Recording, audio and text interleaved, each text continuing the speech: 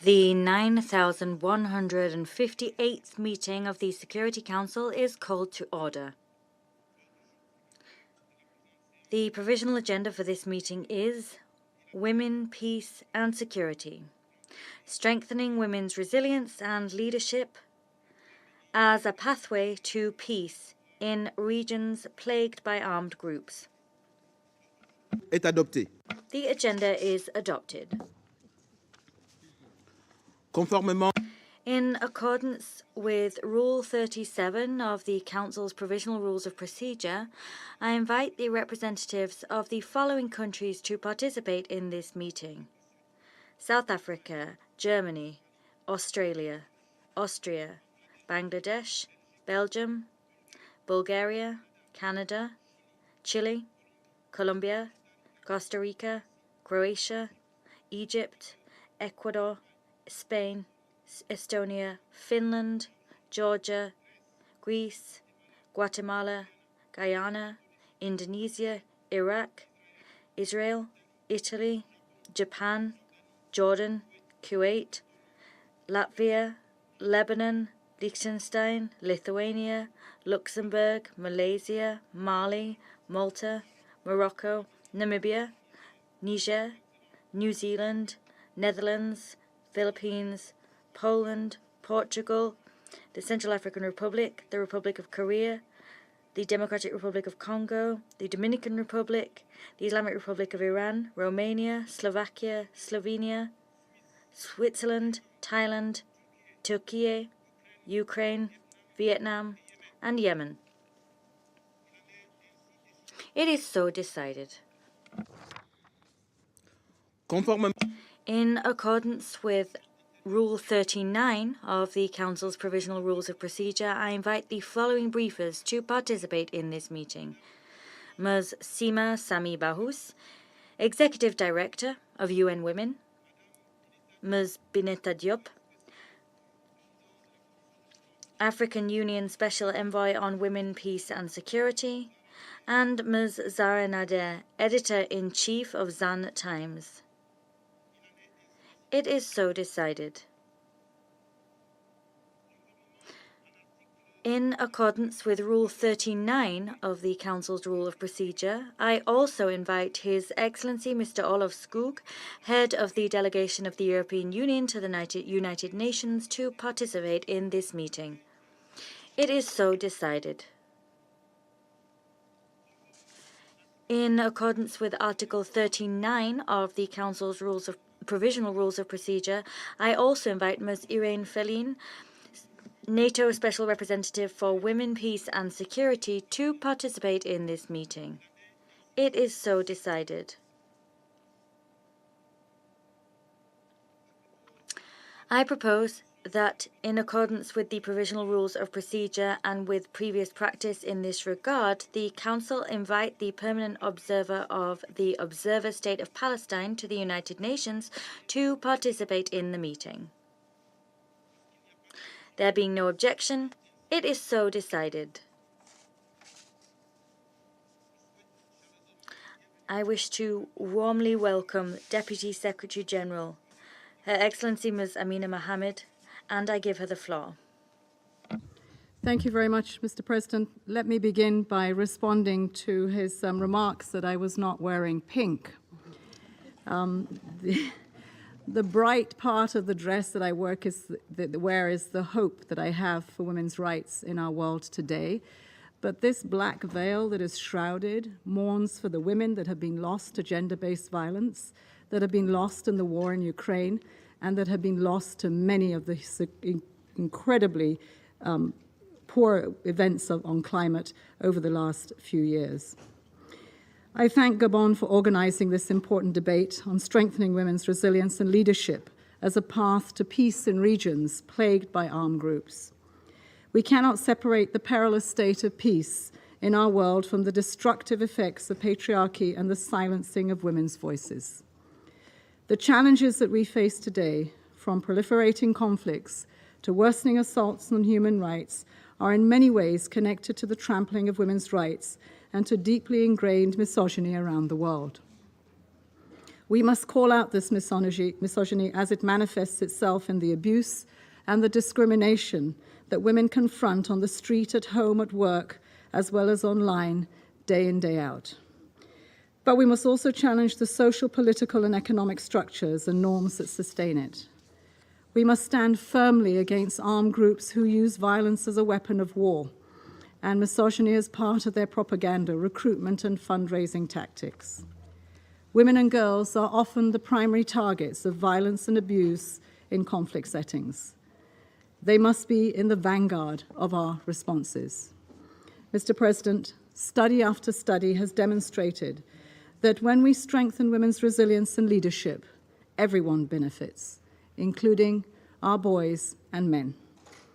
Women are more likely to foster inclusive modes of governance and coexistence, more likely to build peace and silence the guns, and more likely to invest in sustainable development, a cornerstone of peace, prosperous communities, and societies.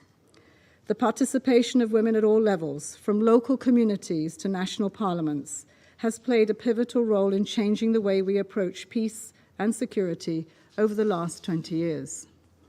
But progress has been far too slow.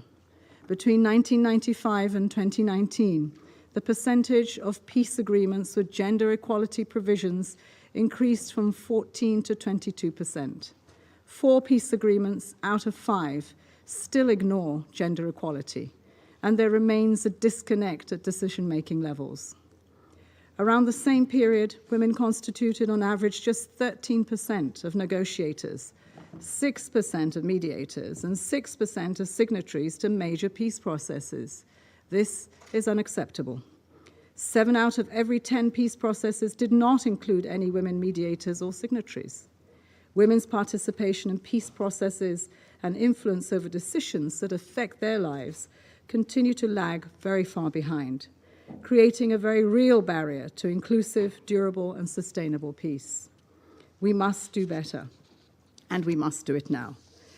This will mean dismantling patriarchal norms that exclude women from power, putting forward more women mediators and negotiators, establishing more regular and formal exchanges with women mediators to continuously improve our approach, and securing greater and more predictable financing. Today, women peacebuilders mediate disputes, diffuse tensions, save lives in the hardest to reach places, yet their frontline work remains consistently underfunded. Mr. President, the Secretary General has identified 5 transformative actions for the decade ahead on women's rights, and I urge you all to implement these without delay. He has urged special attention to be paid to protecting human rights defenders who face rising threats, reprisals, and violence. These brave women are at the vanguard of women, peace, and security agenda. For its part, the United Nations is acting to protect women leaders and human rights activists around the world. In Afghanistan, the United Nations mission has publicly condemned violence against women human rights defenders, including extrajudicial killings, arbitrary arrests, and detention and torture. The mission is engaging with the de facto authorities to advocate for the protection of human rights for all Afghans, regardless of gender, religion, or ethnicity. Our Women, Peace and Humanitarian Fund, which has already supported over 600 local women's organizations in crisis settings, has opened a special window to support women activists who are at risk. Across the world, we are pushing for women's meaningful representation and participation in peacemaking efforts, with some success. In Sudan, the mission strategy for a gender-responsive process included a 40% target of women in delegations to the peace talks. This year, the mission facilitated the formation of a women's rights group which will participate in the next phase of political talks. Our political and peacekeeping missions promote women's participation in elections in conflict-affected countries, including by protecting women candidates from violence. In the Central African Republic, a female candidate for parliament alerted us that she was under threat. Peacekeepers arrived swiftly, and the armed actors left. Today, that former candidate is a member of parliament. In Mali, years of coordinated advocacy by women's organizations, the UN, and this council have attributed to significantly increasing the share of women in peace agreement monitoring committee from 3 to 38%. And here I would also like to give commendations to the African Union and its efforts for women, peace and security. We must build on these examples, and we count on members of this council to do the same, using their influence to move the women, peace and security agenda forward. Mr. President, the Women, Peace and Security Agenda is not just an answer to historic wrongs and marginalization, but an opportunity to do things differently in a very difficult world. When we open the door to inclusion and participation, we take a giant step forward in conflict prevention and in peace building. Yet despite decades of evidence that gender equality offers a path to sustainable peace and conflict prevention, we are moving in the opposite direction. We need full gender parity, including through special quotas to accelerate the inclusion of women across election monitoring, security sector reform, disarmament, demobilization, and justice systems. At this time of peril, conflicts and crises, we must pursue proven strategies for peace and stability. Protecting women's rights and promoting women's inclusion is such a strategy. Today, let us recommit to put women's participation at the center of everything we do, everywhere. I thank you. Je remercie I thank the Deputy Secretary General for her statement. I now give the floor to Ms. Sima Sami Bahous.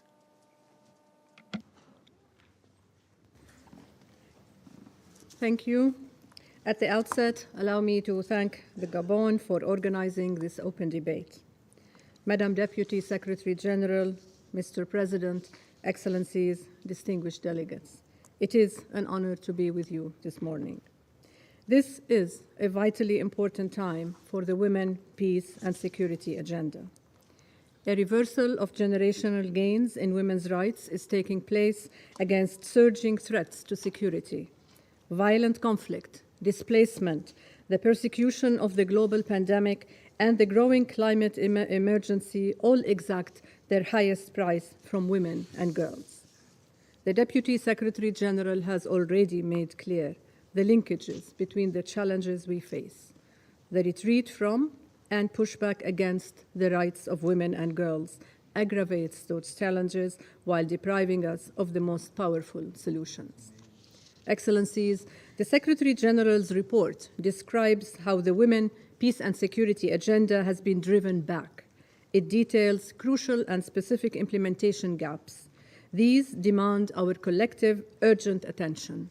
I urge everyone with a part to play in the pursuit of peace and security to read the report in full. I will focus on 3 cross-cutting areas highlighted by this report and have 3 corresponding asks from you. To be clear from the outset, these asks are to protect and support women human rights defenders as a powerful force for peace, to guarantee a seat at the table for women when peace is being made, and to ensure that what we say about the priorities of women, peace and security are reflected in what we fund. We are a long way from where we should be on all these 3 asks. I will begin with women human rights defenders, whose courage and commitment embody the ideals of this Council. Around the world, from Iran to Tigray, to Ukraine, to Afghanistan, and more, women human rights defenders risk their lives every day in the name of peace and human rights and for the sake of their communities and our planet. They should be cherished by everyone, but instead they are increasingly under attack. Examples are tragically numerous. Daniela Soto, an indigenous woman human rights defender from Colombia, has been advocating for human rights since she was a teenager. Last May, she was shot twice in her abdomen by armed civilians. She survived the attack and spoke 5 months later at the United Nations Security Council here, bringing to attention the continuing killings of indigenous women leaders in Colombia. Siti al-Nufur Ahmed Bakr, a 24-year-old nurse and activist in Sudan, was killed by security forces in November last year when she participated in a peaceful demonstration in Bahri. We will soon hear from Ms. Zahra Nader, who will share with us the enormous risks taken and price paid by women human rights defenders in Afghanistan. They continue to demonstrate for their human rights in the face of the Taliban's policy of systematic repression of women and girls. And for this, they are harassed, detained, and tortured.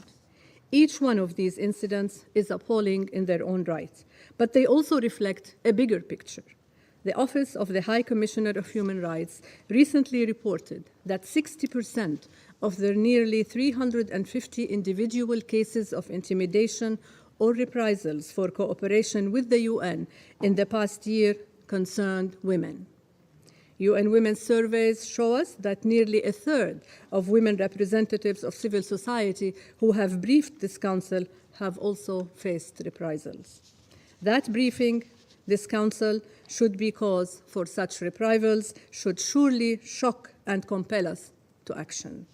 The UN has stepped up its public condemnations of these reprisals, conducted visits to women human rights defenders at risk, facilitated the establishment of networks of women human rights defenders, and supported the development of policies and laws that upgrade protection.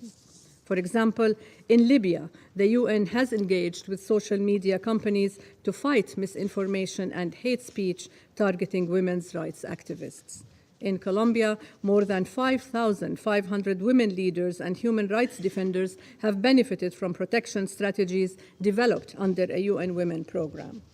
These interventions save lives and help create a space for the bravery of women human rights defenders to be translated into change.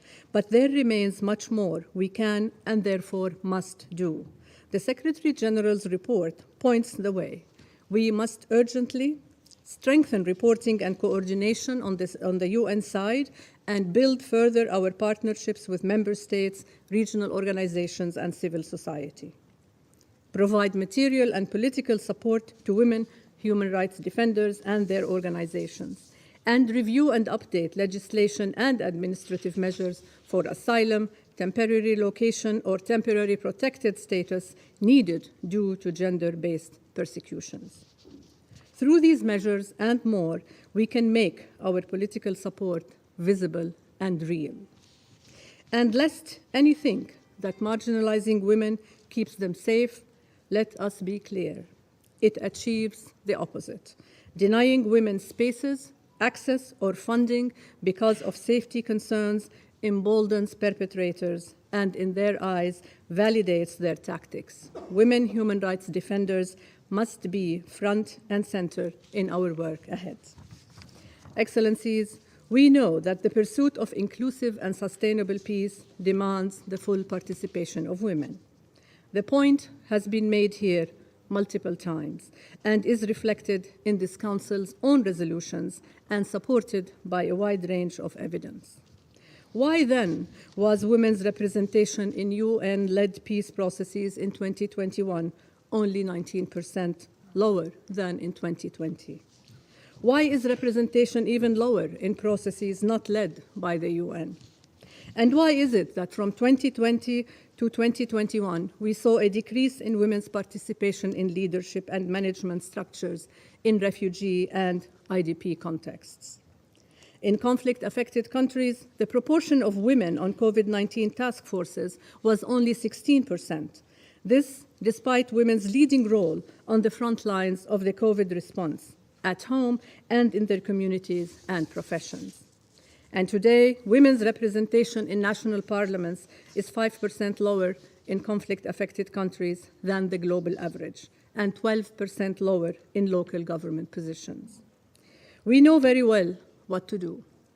Quotas and temporary special measures remain our best tool to set right these damaging imbalances and to promote equality in decision-making. In the past year, we have seen the Security Council use stronger language to demand women full, equal, and meaningful participation in peace processes, such as in Cyprus or Yemen, and these are welcome demands. I thank you for this. Nonetheless, I urge all those supporting peace processes to insist on women's direct and formal participation and to insist on strengthening women's resilience and leadership as a path to peace. I echo the Secretary General's call for special envoys to insist on women's direct and formal participation and to take specific steps to facilitate this. This should not be and is not beyond us. Excellencies, let me turn now to funding, one of the key levers by which our words become reality.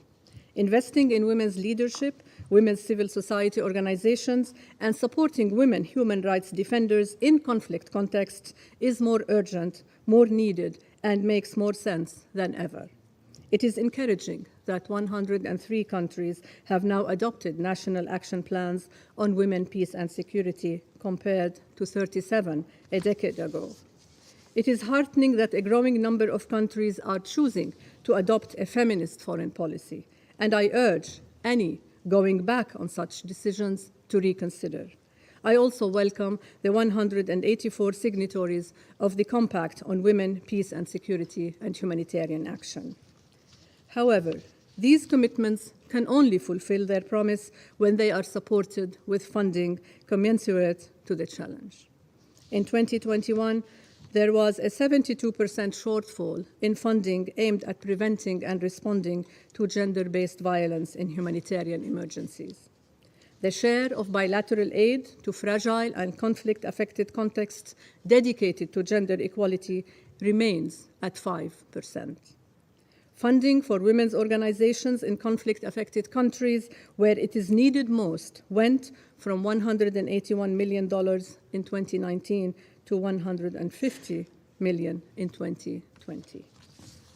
In Afghanistan in 2022, 77% of women's civil society organizations have not received any funding and are no longer running programs.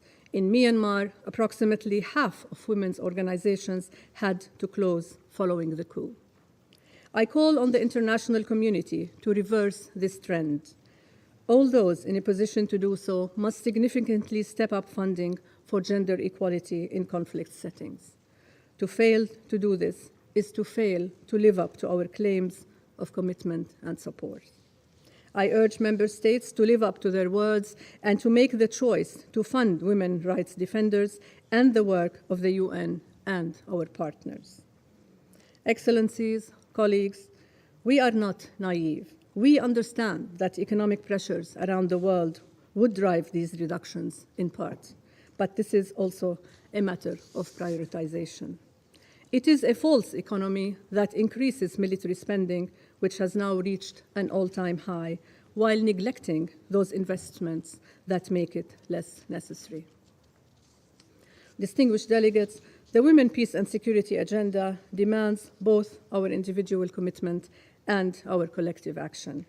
UN Women is doing its part despite the challenges. We will continue to do so.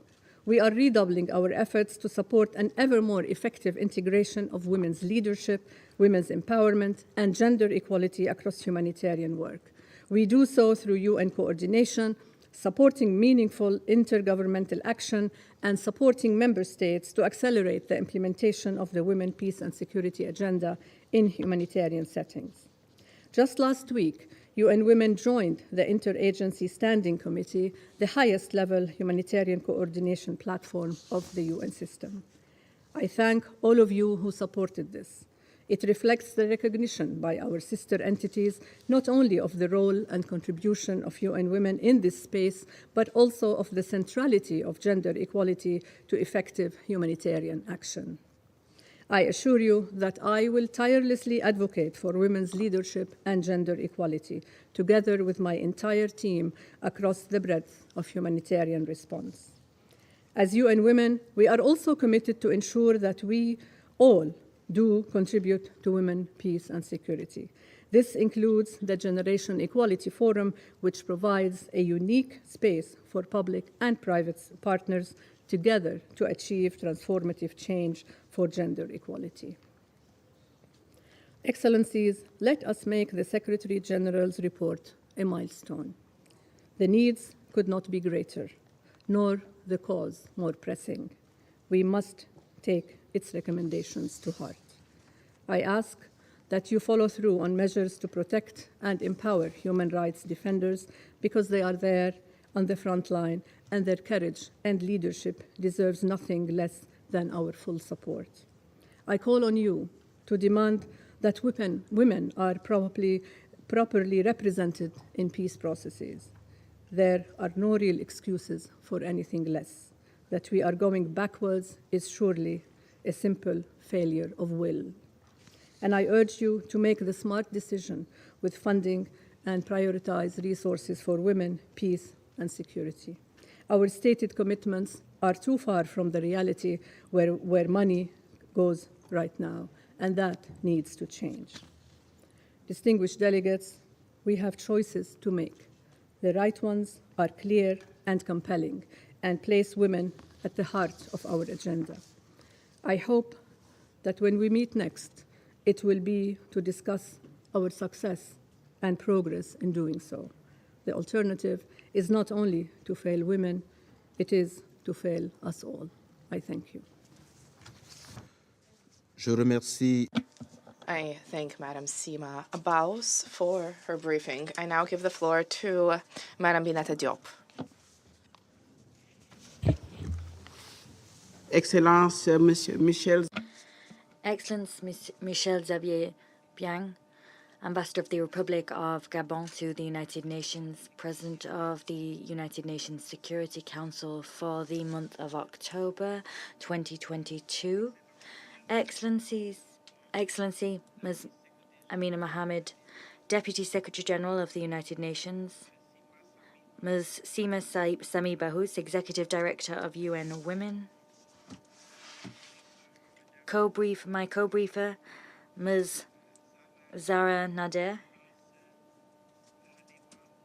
Excellencies, members of the United Nations Security Council, Excellencies, ladies and gentlemen, I wish at the outset to extend my warmest congratulations to the Republic of Gabon for having assumed the presidency of the Security Council for October 2022.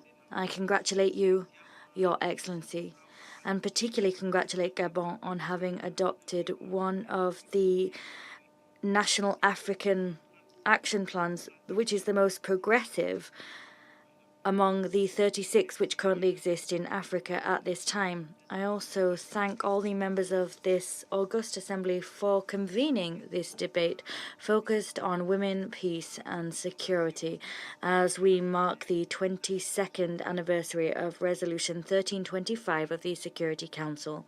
Mr. President, allow me to thank Deputy Secretary General of the United Nations, Ms. Amina Mohammed, for her leadership to foster the effective participation of women in peace and security and development processes indeed.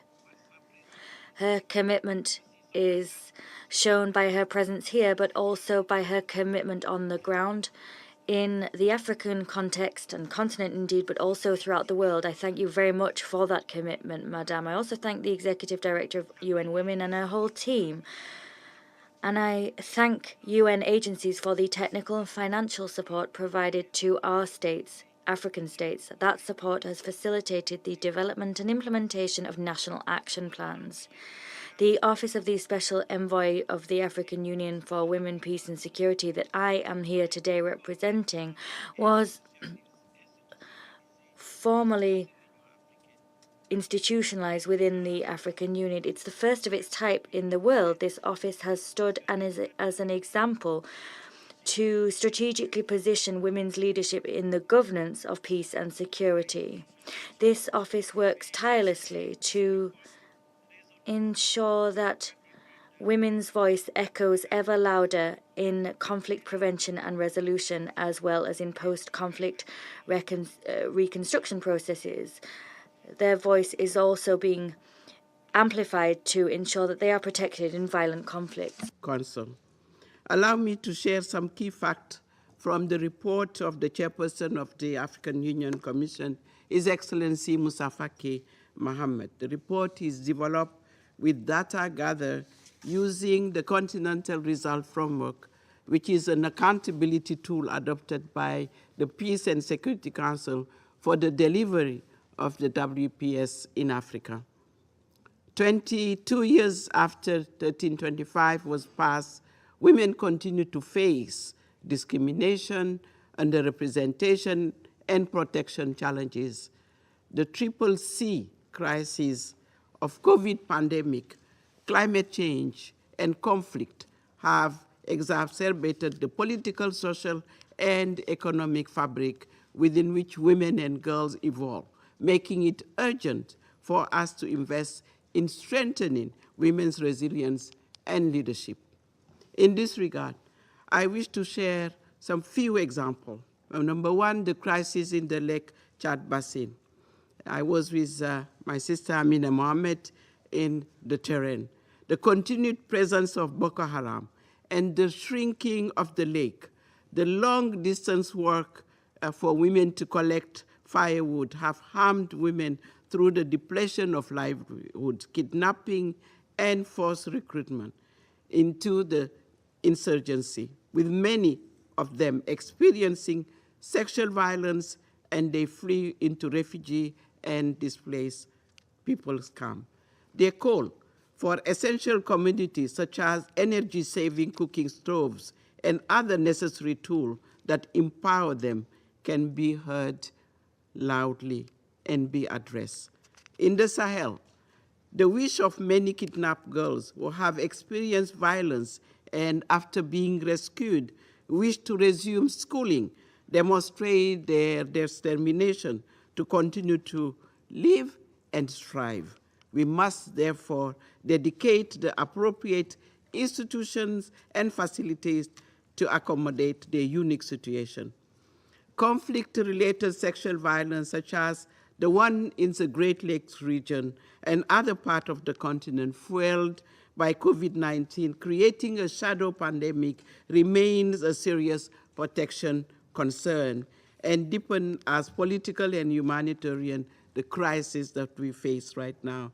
It is therefore incumbent upon us to create safe space for women and girls in conflict situations. While women's participation in peace processes serves to ensure their success and sustainability, women continue to be left out of such processes. In this resolve, we welcome the recent appointment of Dr. Phumzile Mlambo-Ngcuka as a member of the African Union Panel of the Wise and a member of the mediators team to the Ethiopian peace negotiation. And we call for the participation of more women in such a dialogue.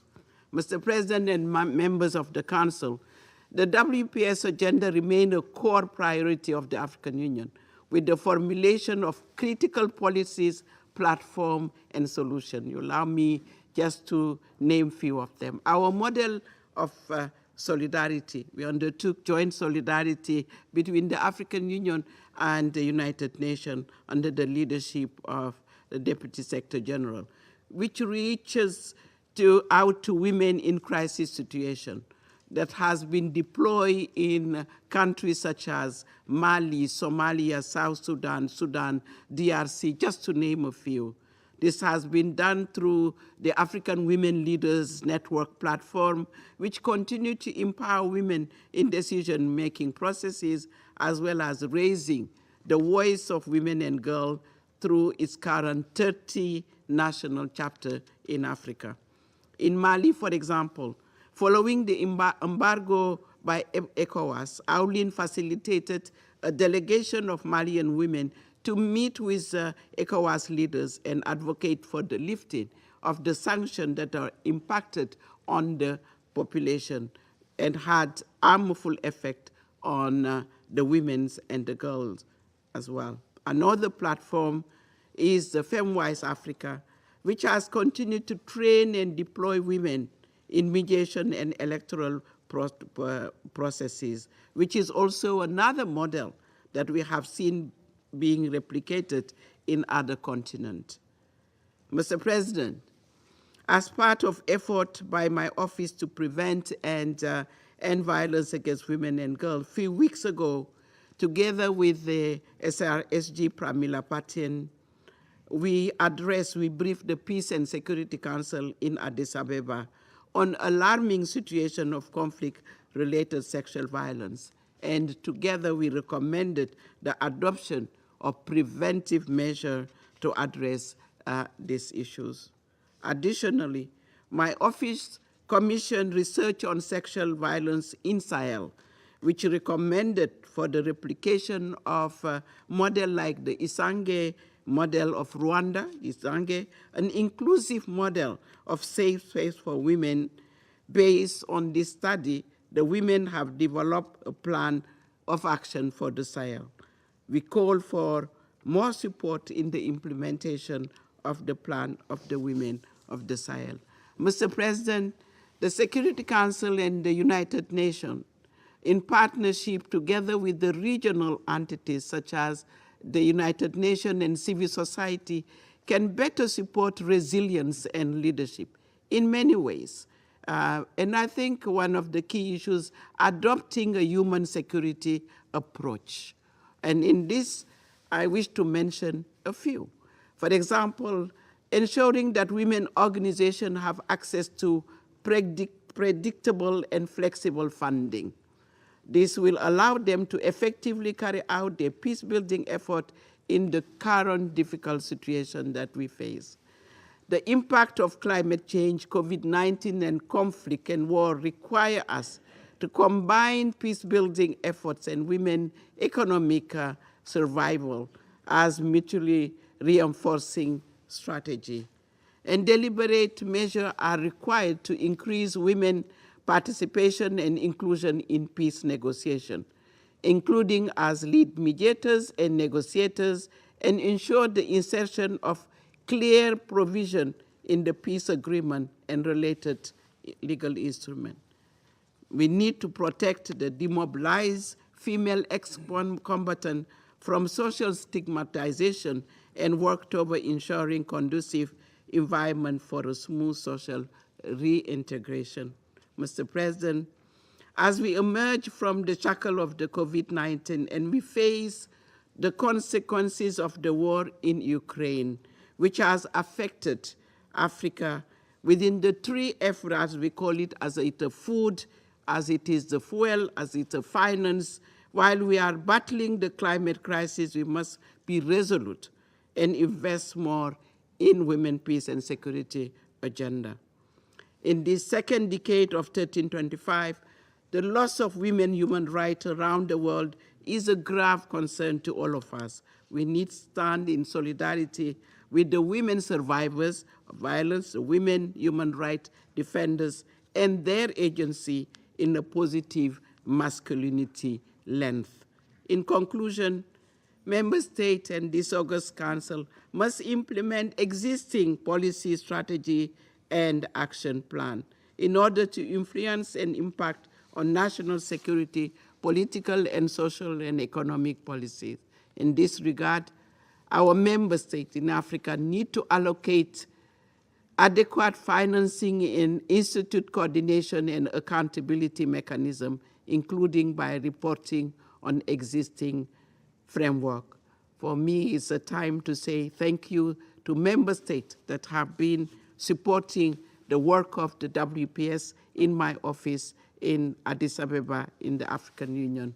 So again, Mr. Chairman, coherent implementation of humanitarian and peace strategy as enshrined in Agenda 2063 and the Agenda 2030 will address some of the root cause of conflict and ultimately promote the WPS agenda and the human security agenda. Lastly, Mr. President and members of the Council, I wish to make a call to this August Council on behalf of all the women of Africa that I represent here to strengthen the collaboration with the AU Peace and Security Council with you to align priorities and action on the ground in support of women's full participation in peace process. As it has been said, we need to prioritize. We should not forget Africa, the continent that have experienced until now a lot of conflict where women have been suffering. So again, with the existing framework, we call on you to pay attention to what is happening in our continent. I thank you for your kind attention. Thank you. Je remercie Madame. I thank Madam Diop for her briefing. And I now give the floor to Madam Zara Nader.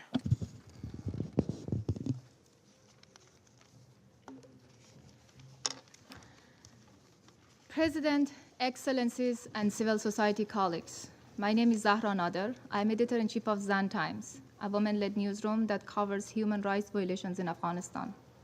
It is both an honor and a responsibility to discuss the devastating situation of Afghan women and girls today with you. I am here because I can be.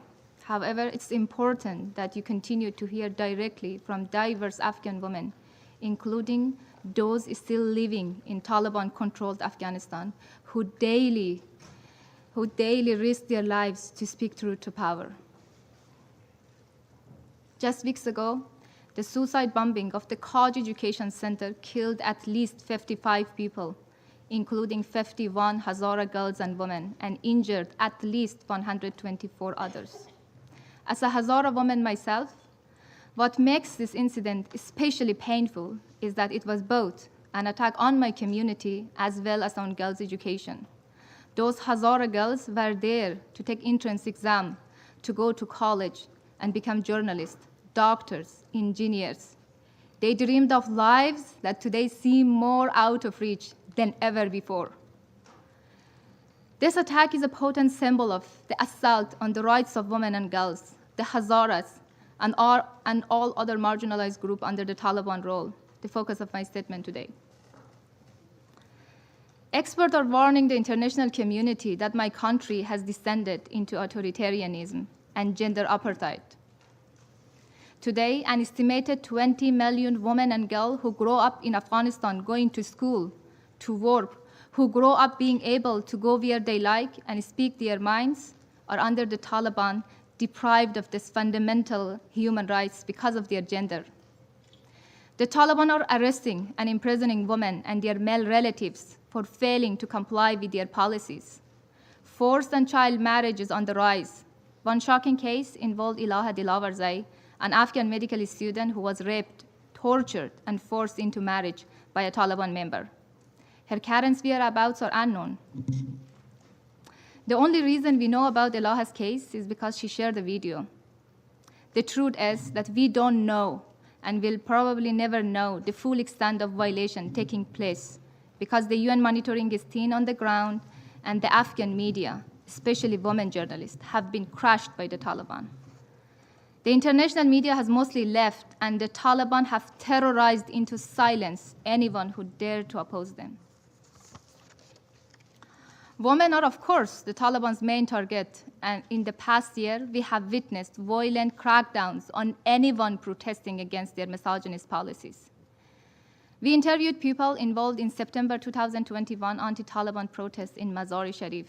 They shared shocking accounts of how the Taliban have beaten, abducted, tortured, and imprisoned women for their role in peaceful protests. Some activists, like Ruzan Safi, have even been killed. Another woman who spent 11 days in Taliban custody for protesting told us that she witnessed Taliban members slapping children and putting gun to their head in order to pressure their mothers and force women to confess at gunpoint. Why are the Taliban going to such lengths to silence women? Because to that, Afghan women have mobilized the most consistent and peaceful opposition to the Taliban's policies.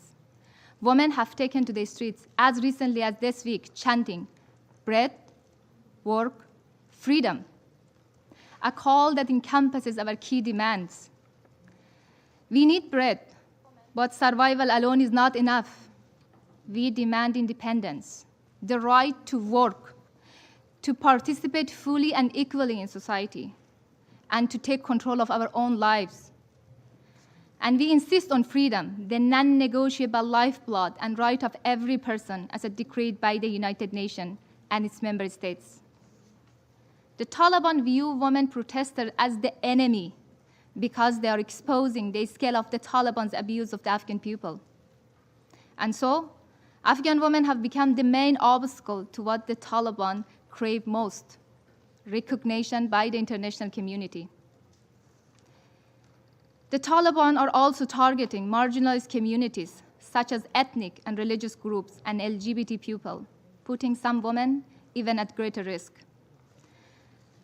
The Hazaras have faced discrimination and abuse for over a century. Today, they are under systematic attack, and experts are warning of the risk of genocide. Since the Taliban took over, ISK have been responsible for killing and injuring at least 879 Hazaras. Members of Hazara community have mobilized in countries around the world to demand urgent action. In addition, disturbing accounts of war crimes continue to emerge from Panjshir, Balkhab, and wherever the Taliban face armed resistance.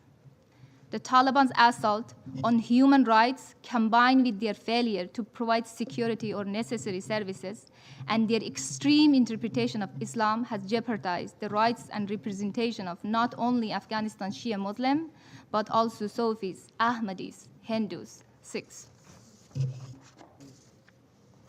LGBT people in Afghanistan are being attacked, killed, sexually assaulted, and threatened by members of the Taliban because of their sexual orientation or gender identity, adding a level of terror to what was already a dangerous existence.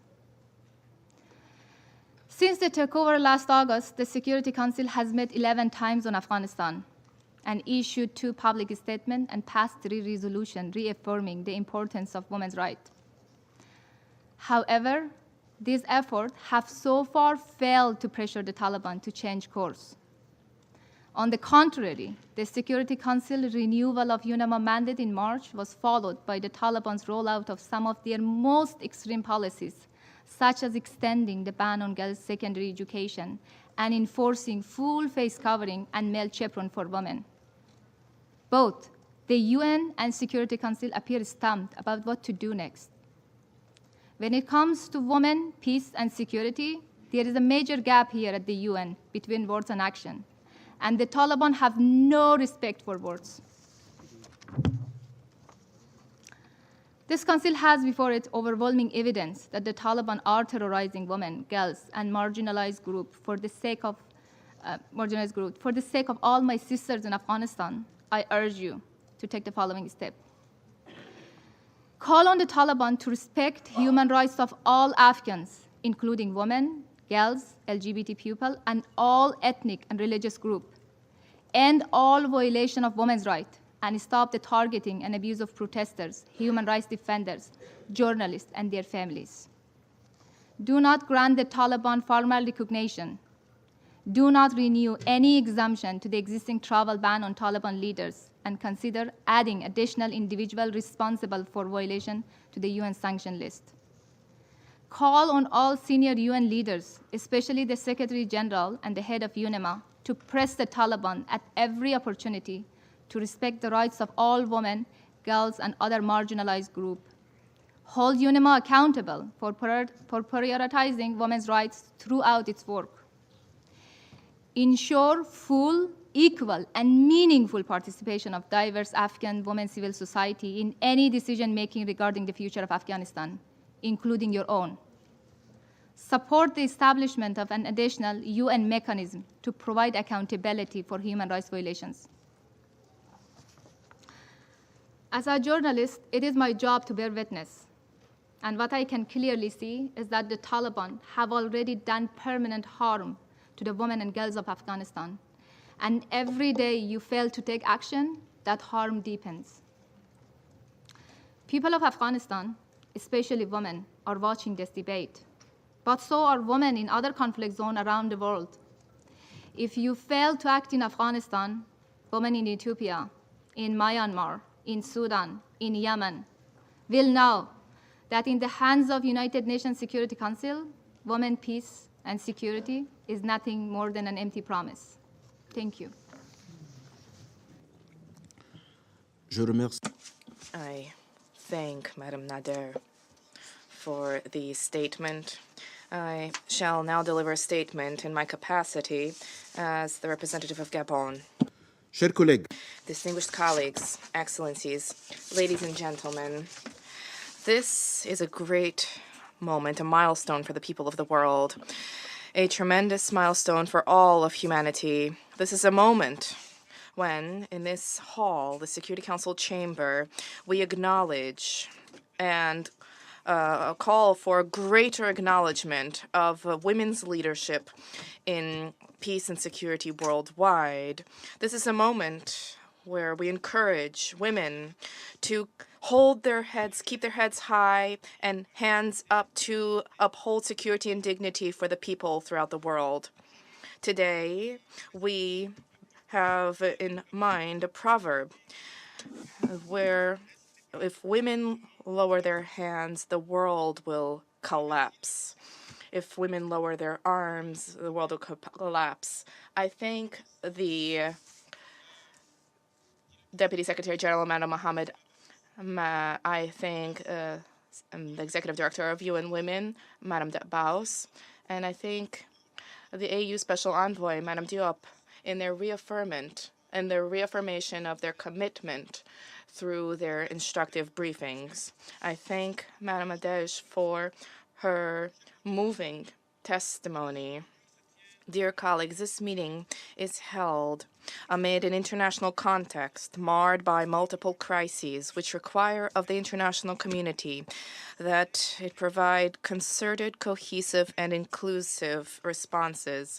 Many parts of the world are collapsing under the vice of armed groups and terrorist gangs. The litany of torment endured by civilian populations in these regions are horrific and tragic, and women pay an inhumane cost for this. Weapons sold and transferred internationally fuel armed conflict and foment socioeconomic tumult, in specifically small arms and light weapons used in feminicides and explosive weapons used in populated areas, with a uniquely devastating impact on women who are either targeted or specifically affected by their use. Women should no longer bear this heavy burden in the context of armed conflict. Women should increasingly be a part of the response by fully participating in all peace and decision-making processes. Women's participation in all steps of conflict prevention and resolution is among the guaranteed ways for achievement of a lasting peace throughout the world. Women peacebuilders, women human rights defenders, each day show, despite the clearly difficult context, that they remain resilient and that they have a crucial role to play to prevent conflict and endeavor to reach a lasting peace. And this is despite the fact, in official negotiations, women's voices are insufficiently taken into account, their contributions are insufficiently valued.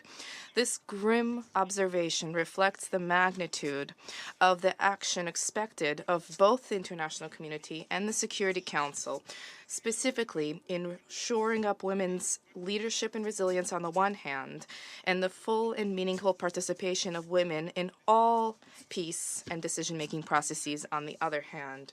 Dear colleagues, there is no gainsaying that the advocacy of the international community for acknowledgement of women's role as key actors in peace processes now resonates. My country, however, remains concerned by the fact that nearly 22 years after the adoption of Resolution 1325, women and children continue to pay a heavy price, specifically in conflict-affected regions and those controlled by armed groups. In most regions overrun by armed groups, the usual narratives stress the protection of women or their vulnerability.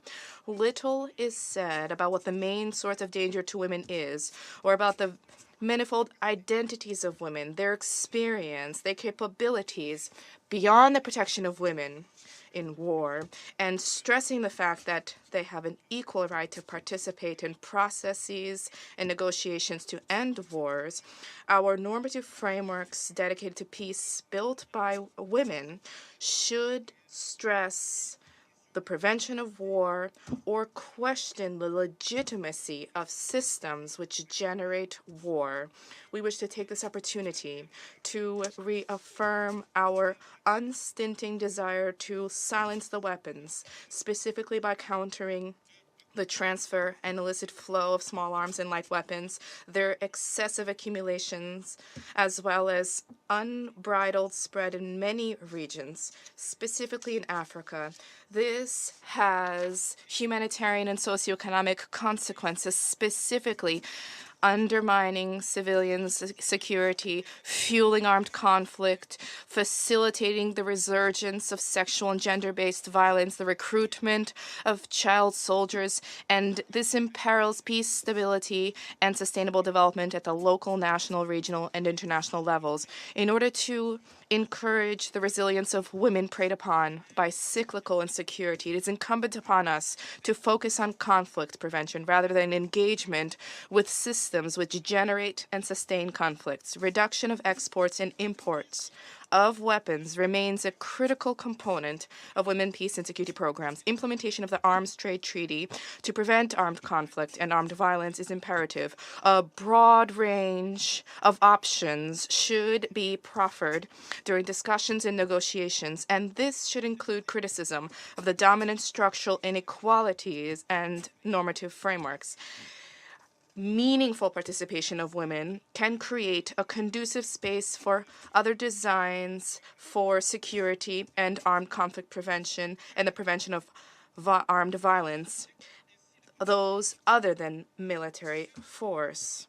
It is clear, distinguished colleagues, that acknowledgement of the role of women, their central role in the context of peace, helps to drive not only their empowerment, but also this breathes new life in socioeconomic and political processes while positioning them to facilitate peaceful dispute resolution.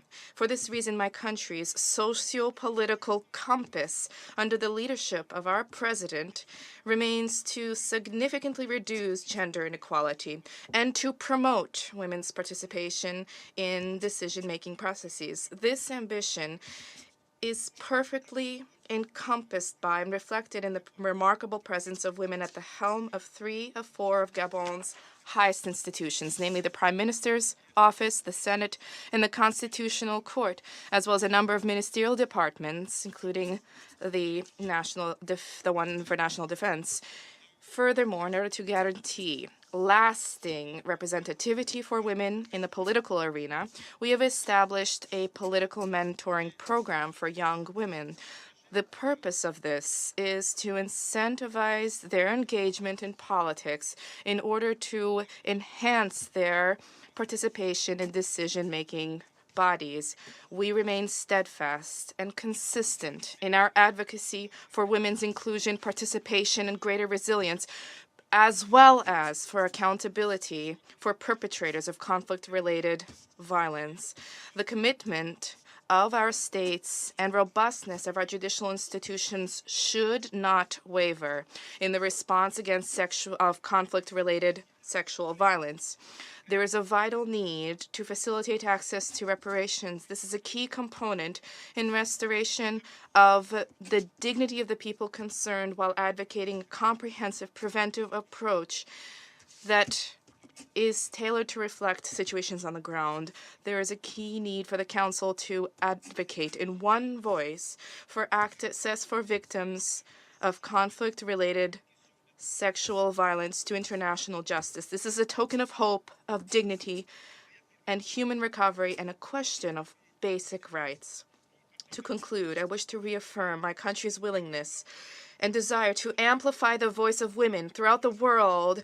They have revealed themselves to be extraordinary leaders, agents of change, pioneers in sustainable development, and builders of peace. These women who, under extreme circumstances, blighted by extremist violence, vulnerability, and distress, have demonstrated remarkable courage and resilience. We call for stepped-up efforts at the international, national, regional levels for a global, inclusive, and effective and efficient implementation of Resolution 1325 and related resolutions, including 1820 and 2467.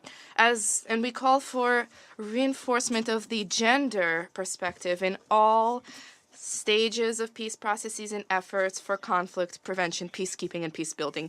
It is crucial for the virtues held aloft through women's leadership to galvanize our collective efforts for a world that is in line with the aspirations of our people for security and dignity.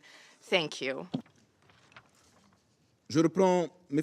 I now resume my functions as President of the Council, and I give the floor to Her Excellency Ms. Linda Thomas-Greenfield, Permanent Representative of the United States to the United Nations and member of President Biden's cabinet. You have the floor. Thank you very much, Mr. President. And let me thank Gabon for hosting this very important debate. The large number of speakers that we have on our agenda today reflects the high priority that we all give this issue. I also want to thank Deputy Secretary General Mohammed for her strong support and for her presence with us today. UN Women Executive Director Bahous, Special Envoy Diop, and Ms. Nader, thank you for your excellent presentations as well today. Colleagues, the Women, Peace, and Security Agenda, as outlined by Resolution 1325, offers a transformational vision. A world where women and girls are protected, included, and play an essential role in forging peace. Our charge is to make this vision a reality, not just in words, but in deeds and actions. For our part, the United States took the important step of codifying our commitment to women's participation and safety in peace and security processes. And today, we're calling on other countries to do the same. We must all be held accountable, and we must be accountable. And we must build on the growing body of policies to affirm gender equality and equality in security, peacemaking, and peacekeeping. Colleagues and friends, this call is urgent because right now we face a pivotal moment for the Women, Peace, and Security Agenda.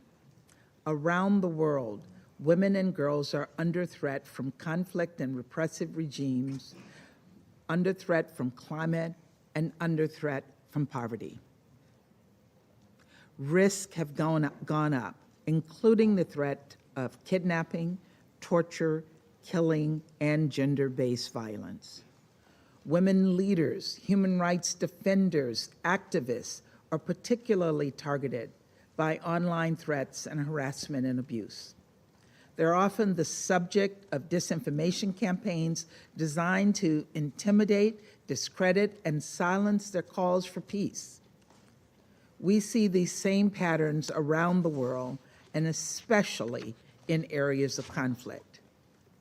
In Ethiopia this past week, we've seen renewed and horrific violence. The International Commission of Human Rights experts on Ethiopia found reasonable grounds to believe that Ethiopian National Defense Forces, Eritrean Defense Forces, and Fano have committed widespread acts of rape and sexual violence against Tigrayan women and girls. The Commission also reported that Tigrayan forces have committed acts of rape and sexual violence as well. In Ukraine, the UN has verified more than 100 cases of rape and sexual assault since Russia's full-scale invasion in February. These cases are only the tip of the iceberg. The UN Special Representative on Sexual Violence in conflict said, and I quote, "When women are held for days and raped, when you start to rape little boys and men, and when you see a series of genital mutilations, when you hear women testify about Russian soldiers equipped with Viagra, it is clearly a military strategy. A military strategy using rape as a weapon of war. In Afghanistan, we must recognize the heroic women and girls who are navigating the destructive, repressive policies of the Taliban. We heard from you, Ms. Nader, about the horrific attack that took place on the Hazara school, killing more than 60 people. These policies defy the standards set out in our Security Council resolutions. And as we work to counter those unacceptable policies and lift up the voices of women, the U.S. established the U.S.-Afghan Consultative Mechanism. This mechanism systematically engages a diverse range of Afghan voices, particularly women and civil society leaders, to ensure their perspectives are integrated into our policy discussions. We also launched the Alliance for Afghan Women's Economic Resilience based on consultations with Afghan women. Our goals with these efforts and others are to support and respond to the innovation and resilience among Afghan women at this harrowing time. And finally, the eyes of the entire world are on Iran right now. Courageous and brave Iranians from across society, women and men, are protesting the death of Mahsa Amini. They are protesting the fact that she was killed by the Iranian morality police for the crime of being a woman. And they are protesting the denial of basic freedoms that every woman, every girl, every person should be entitled to. Colleagues, whether it's Iran or Afghanistan, Ukraine, Ethiopia, Haiti, or Burma, or elsewhere, this is a moment. It is a moment where women and girls are looking to us, to this Security Council, to support them in their bravery, in their time of need. To do this, we must fortify the UN infrastructure we've established over the past decade to prevent conflict-related sexual violence. We must ensure women, peace, and security language is deliberately and strategically integrated into Security Council country resolutions. We must promote women's leadership, whether it's in their villages, it's in their capitals, or it's on the international stage, as we 5 women members of this Security Council here promote, and the many other women we see around this room today. We need to make this critical moment to band together as a global community to not just wear pink today as a sign of our support, but raise our voices to demand the change that we know that the women of this world need. We know that we can do that, we must, and we have to do it. We have to do it for the girls and for the women and for the peace and security that they will bring the world, but also the peace and security that they need to have from the world. Thank you, Mr. President. Je remercie. I thank Her Excellency Ms. Linda Thomas-Greenfield for her statement. I now give the floor to Her Excellency Ms. Maggie Fino, Deputy Minister for Europe and Foreign Affairs of Albania.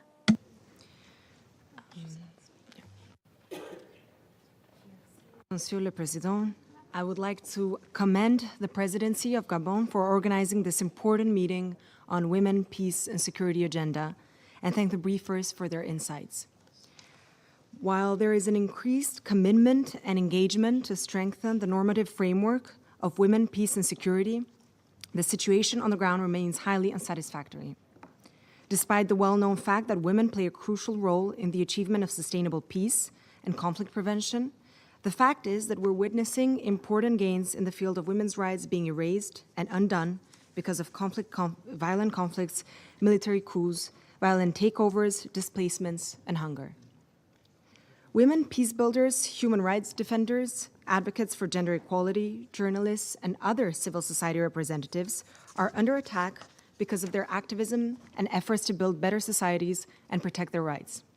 From Afghanistan to Yemen, Iran, and Syria, from Myanmar to Mali and Ethiopia, to name only a few, women activists face increased threats and risks, including intimidation, arbitrary detentions, enforced disappearances, and even targeted killings.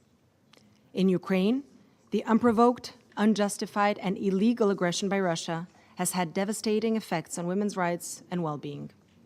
Ukrainian women activists, civil society actors, journalists, and human rights defenders are facing increased risks to their safety and security, including increased risks of abductions and persecution. In Afghanistan, Taliban has enacted more than 30 policies with the only objective to exclude women and girls from public life, including by denying education and access to justice. Women's civil society representatives, women protesters, and human rights defenders have become a clear target for the Taliban, who are terrified of women's peaceful protests and them speaking out against the Taliban's abuses. Last month, a 22-year-old girl lost her life in the hands of the Iranian morality police. This triggered a wave of women-led protests across the country, chanting for women, life, and freedom, and is going on for 4 weeks now. Due to the brutal crackdown of the protests, many have lost their lives and many more are unaccounted for, including women, girls, and children. Mr. President, Albania welcomes and supports the Secretary General's report and recommendations on women, peace, and security, and the NGO working group's open letter signed by 481 civil society organizations. We must act and take concrete actions to create a safer and more friendly environment for women human rights defenders, women civil society representatives, women peace builders, and women journalists free from reprisals. We can't aim to achieve full and effective participation of women in peace and security processes without ensuring their protection and physical safety. It is high time to move beyond rhetoric and take bold action to address violence targeting women in peace and security processes and protect their meaningful participation. For Albania, women should not only be in the room, they must be at the table where the discussions happen and decisions are taken. I would like to focus on 4 points which we believe are necessary to strengthen women's resilience and improve the protection of women, human rights defenders, and peace builders in conflict and post-conflict situations. First, providing appropriate support and resources to relevant UN entities, especially to the Office of the High Commissioner for Human Rights, which would enable them to properly assist women, human rights defenders, peace builders, and civil society representatives at risk of harm, including those that have briefed the Security Council or otherwise engaged with the UN system. Second, improve funding of women-led and women's rights organizations and movements in fragile or conflict-affected countries. The stronger the women's movement, the stronger the voice of the women, human rights defenders, and peace builders. Third, enhancing accountability with regard to women and peace and security. We need to commit to a zero-tolerance approach to reprisals against women activists and human rights defenders. Fourth, strengthening the partnerships with civil society organizations in identifying the best ways to improve the protection and resilience of women civil society activists and human rights defenders. Mr. President, the Security Council has a key role to play as well. It must stand with all women human rights defenders, peace builders, and civil society activists and show its solidarity by supporting women's meaningful participation in peace processes and in holding the entire UN system and the host states of the peacekeeping operations accountable for ensuring the direct participation of women in peace processes. The Council must follow up on recommendations and priority issues raised by civil society briefers. Mr. President, Excellencies, gender equality is a high priority for the Albanian government. Albania currently ranks among the top 5 gender-balanced governments in the world, with 70% of women ministers. Some of the key highest public positions in Albania including independent institutions, agencies, departments in key areas of the state, are successfully held by women. The Albanian government recognizes gender equality as one of the principles of its planning and budgeting processes, which is reflected in an increase of budget allocations for gender equality results over the years. In 2021, gender-responsive budgeting elements constituted 9% of the total planned annual budget, compared to just 1% in 2015. In May this year, the Albanian government launched the preparation of the second National Action Plan for the implementation of UN Security Council Resolution 1325. As a result of these policies, the World Economic Forum's Global Gender Gap Report 2022 ranked Albania 18th out of 146 countries. Albania will continue to keep women, peace, and security high in the Security Council's agenda and will prioritize the participation of women civil society briefers in the Council. Let me conclude by highlighting that increasing resilience and protection for women civil society activists and human rights defenders must be a priority for us all. Attacks against them, wherever and whenever they occur, are unacceptable. As agents of positive change, women must be active participants in all peace and security efforts. We can no longer exclude one half of humankind from international peace and security. I thank you. Je remercie. I thank Her Excellency Ms. Fino for that statement. I now give the floor to Her Excellency Ms. Lana Nusebe, Permanent Representative of the United Arab Emirates to the United Nations and Assistant Minister of Foreign Affairs and International Cooperation for Political Affairs of the United Arab Emirates. We thank Gabon for organizing this open debate, and the UAE welcomes that Gabon has joined the shared WPS presidency commitments. We thank Deputy Secretary General Amina Mohammed, Executive Director Sima Bahous, AU Special Envoy Ms. Diop, and especially Ms. Nader for their powerful contributions today. There are many contexts around the world that we could use as examples of women's and girls' resilience, but one of the most prominent ones today is that of Afghan women and girls. It has been almost 400 days since girls in Afghanistan have not been allowed to attend secondary schools. There are no ifs and buts. The UAE finds this and the many other restrictions in place since the Taliban took over completely unacceptable. The exclusion of Afghan women and girls from public and social life is yet another example of how violence against women and girls can take numerous forms. In the face of this violence, we continue to hear inspirational stories of female teachers and students tirelessly pursuing their right to education in Afghanistan. They use digital tools to attend classes in the metaverse. But can we find a better alternative than forcing women and girls into the virtual space? I think we can and we must. This is enabling gender apartheid if we accept this as a long-term solution. Despite the resistance of women and girls around the world to repeated acts of misogyny, armed groups exacerbate acts of violence in all its forms. They erode the social fabric of communities. They abuse, persecute, detain, and oppress women. So by focusing today's discussion on how to strengthen women's resilience under these circumstances, we honor the core idea of the WPS agenda at its inception. Mr. President, you were asked at the press stakeout earlier what these council sessions actually achieve. Let's commit today to answering that question.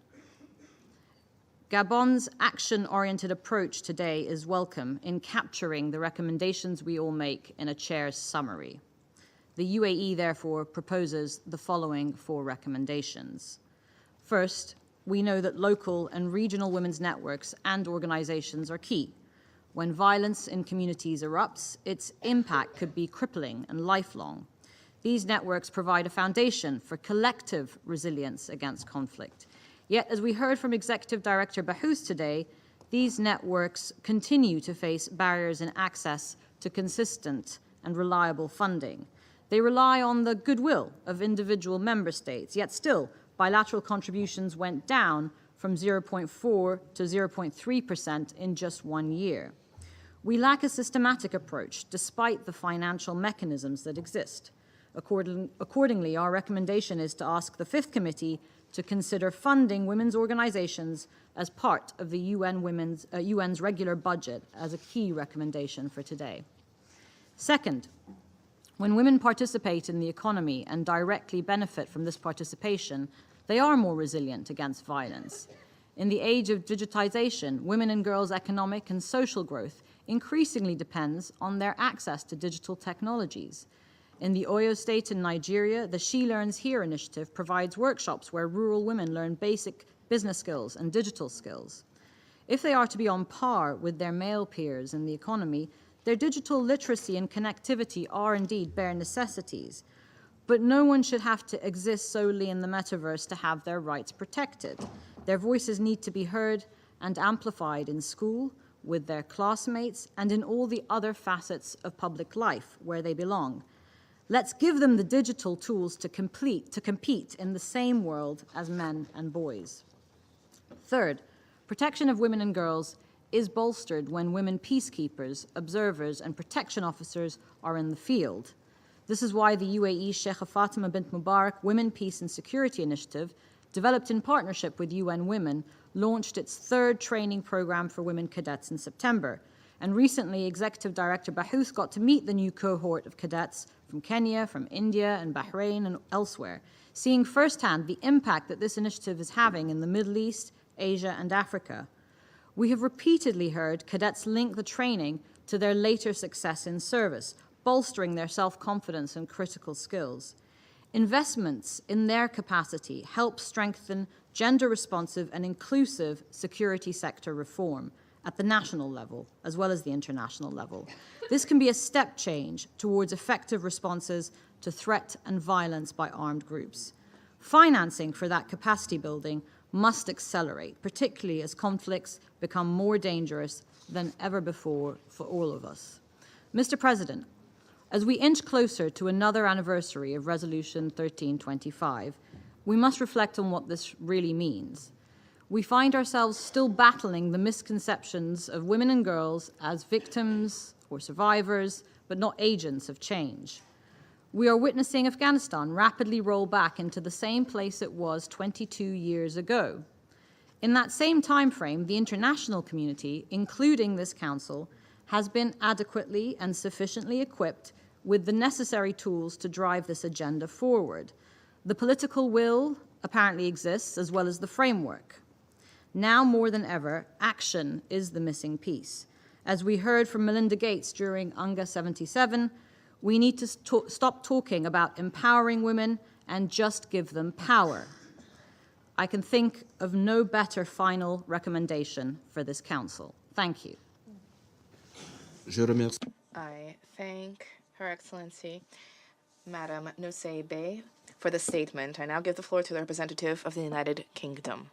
Thank you, President. Let me thank the Deputy Secretary General and all our briefers today for your testimony, your advocacy, and your leadership. As we mark the anniversary of Resolution 1325, the UK is proud to be a leading champion of the Women, Peace and Security agenda in the UN and around the world. And yet the stark reality presented by our briefers speaks for itself. Despite our collective efforts of 22 years, we all need to do more to deliver on the promise of 1325. Today I'd like to highlight three of the UK's priorities. First, it is clear that we need to strengthen the global response to conflict-related sexual violence. A 20% increase in sexual violence against children and a 41% increase in the abduction of girls, as reported in the Secretary-General's 2022 report on children and armed conflict, cannot be ignored. That is why the UK will host an international conference on preventing sexual violence in conflict on the 28th and 29th of November.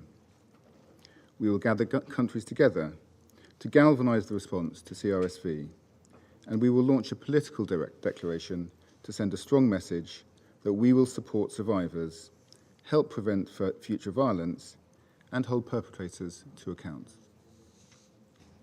We urge Member States to endorse this declaration and to make a national commitment outlining practical steps they will take to prevent and respond to CRSV for example, by implementing the Murad Code. Second, we continue to support women's participation in peace efforts. Women are integral to building lasting peace and security, and their full, equal, and meaningful participation in peace processes is the cornerstone of our approach to WPS. But progress here has been too slow, as we've heard today.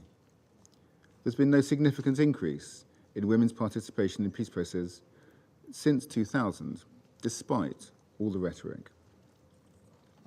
So the UK's fifth WPS National Action Plan will focus on concrete and practical ways to reflect the contribution women make to peace in a changed strategic environment, from Afghanistan to Ukraine, from climate security to cyber threats.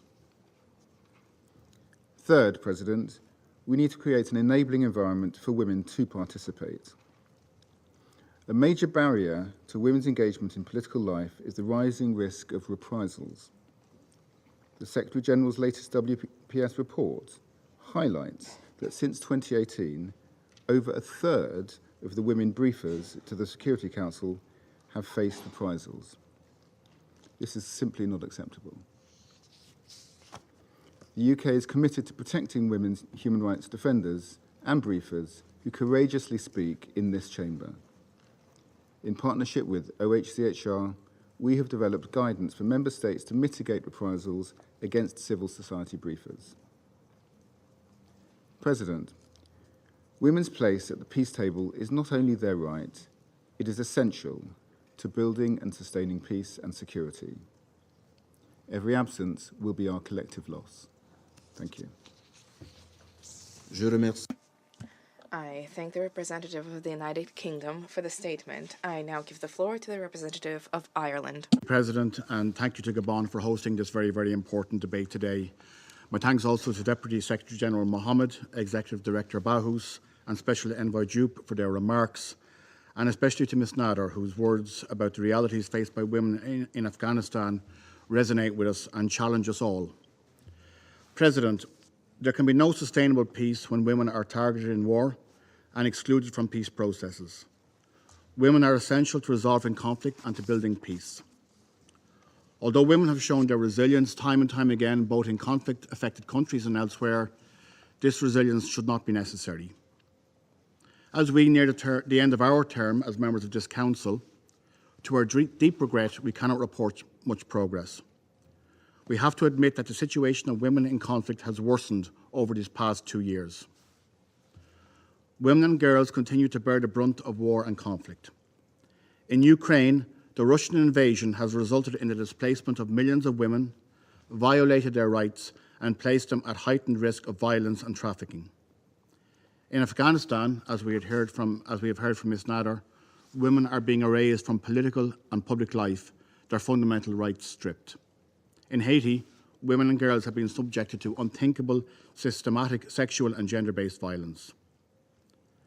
President, this Council is tasked with maintaining peace and security in the world. Yet today we see more people impacted by conflict than ever. To begin to reverse this, one urgent and meaningful step would be to implement what each of us around this table has agreed to under the Women, Peace and Security agenda. This involves empowering and strengthening women's leadership. Today, Ireland's statement will focus on 4 areas to achieve this. Firstly, by protecting those who defend women's rights. It is shameful to see states or non-state actors attacking those who are protecting others, those who raise their voice to challenge oppression.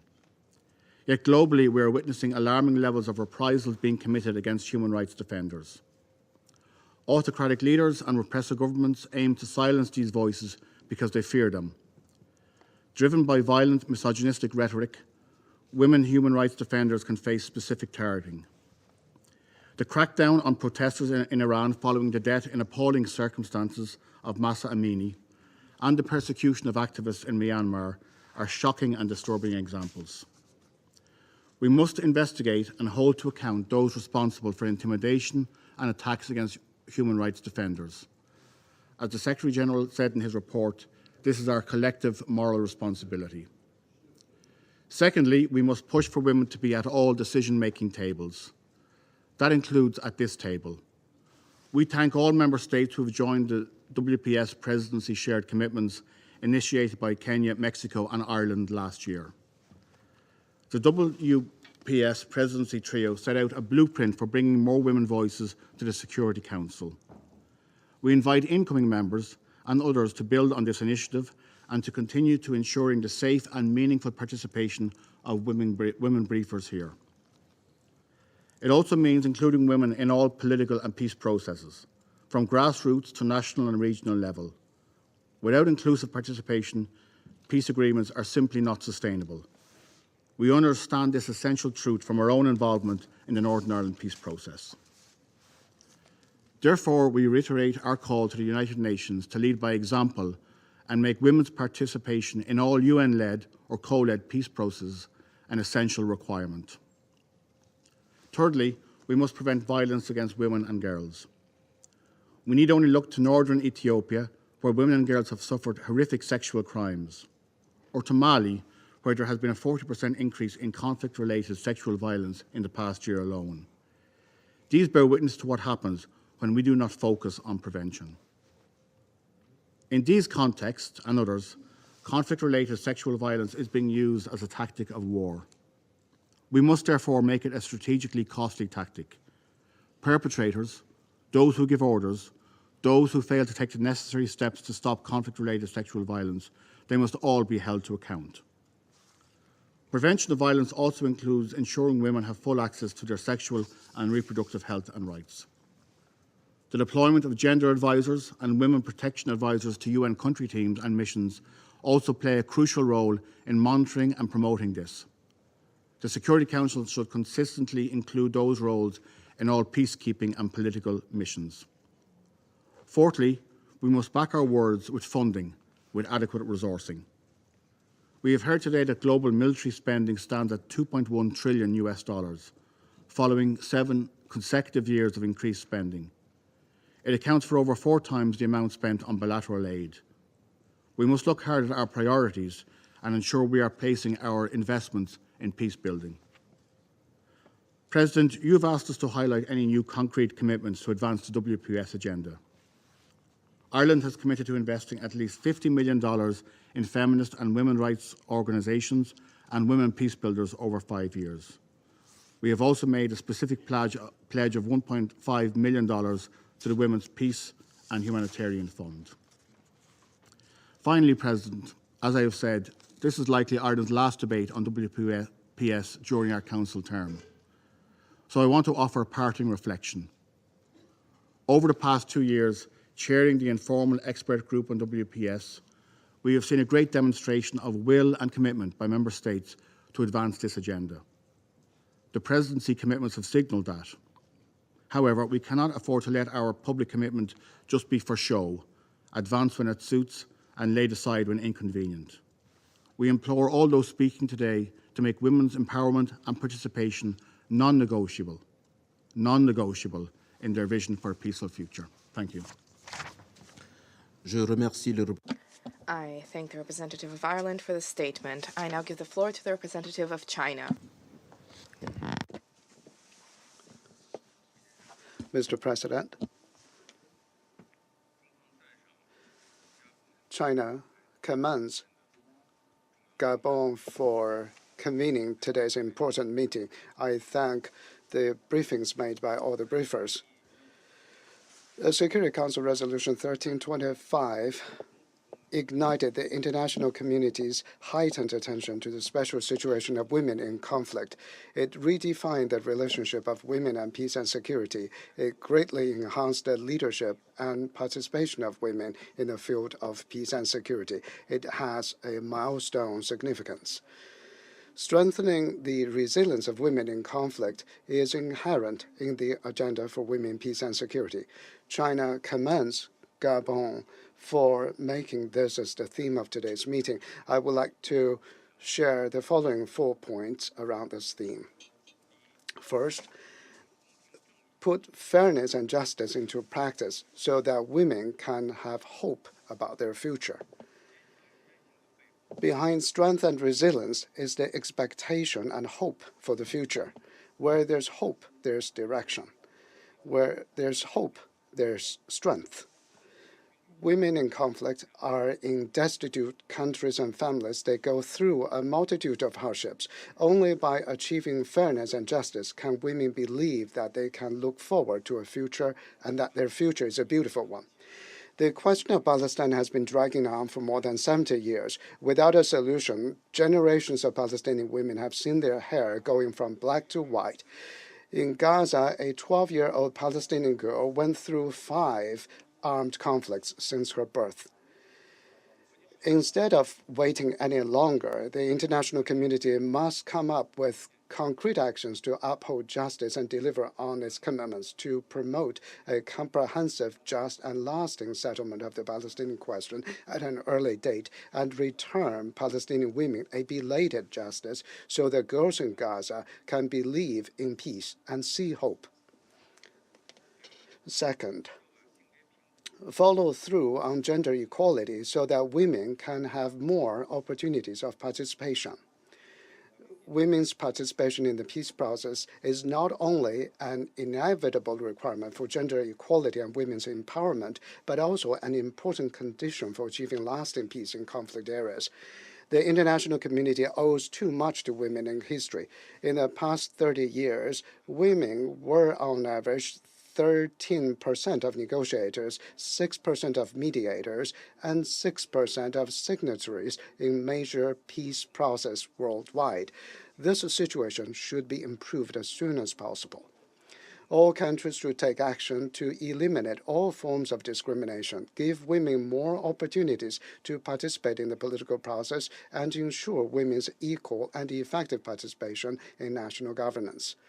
The international community should also actively support women's participation in UN peacekeeping operations and give full play to women's unique advantages in protecting vulnerable groups and community outreach. Many colleagues mentioned just now about the plight of Afghan women. China hopes that they will have their basic rights and interests protected and that they will integrate organically into the country's economic and social life and become an important force in the peace and rebuilding of their country. Third, act thoroughly on protection of women so that they can enjoy peace and stability. The international community has made a lot of efforts to protect women in conflict and has made some progress, but there's still a long way to go. Intertwined with armed conflicts, terrorism is rampant in places like the Sahel. Women and children suffer the most. The Security Council should put Africa at a more prominent position on its agenda and should not reduce its attention to Africa because of other issues. The Council should further invest in its energy and resources to Africa in defusing conflicts and supporting constructions there so that the dividend of peace benefits every woman in African countries.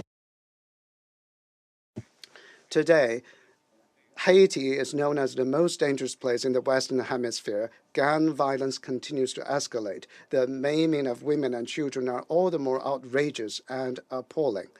The international community should impose targeted sanctions on Haitian gangs, crack down on violent crimes, and provide a safe living environment for women and girls. Fourth, carry out development for peace so that women can gain the power of self-reliance.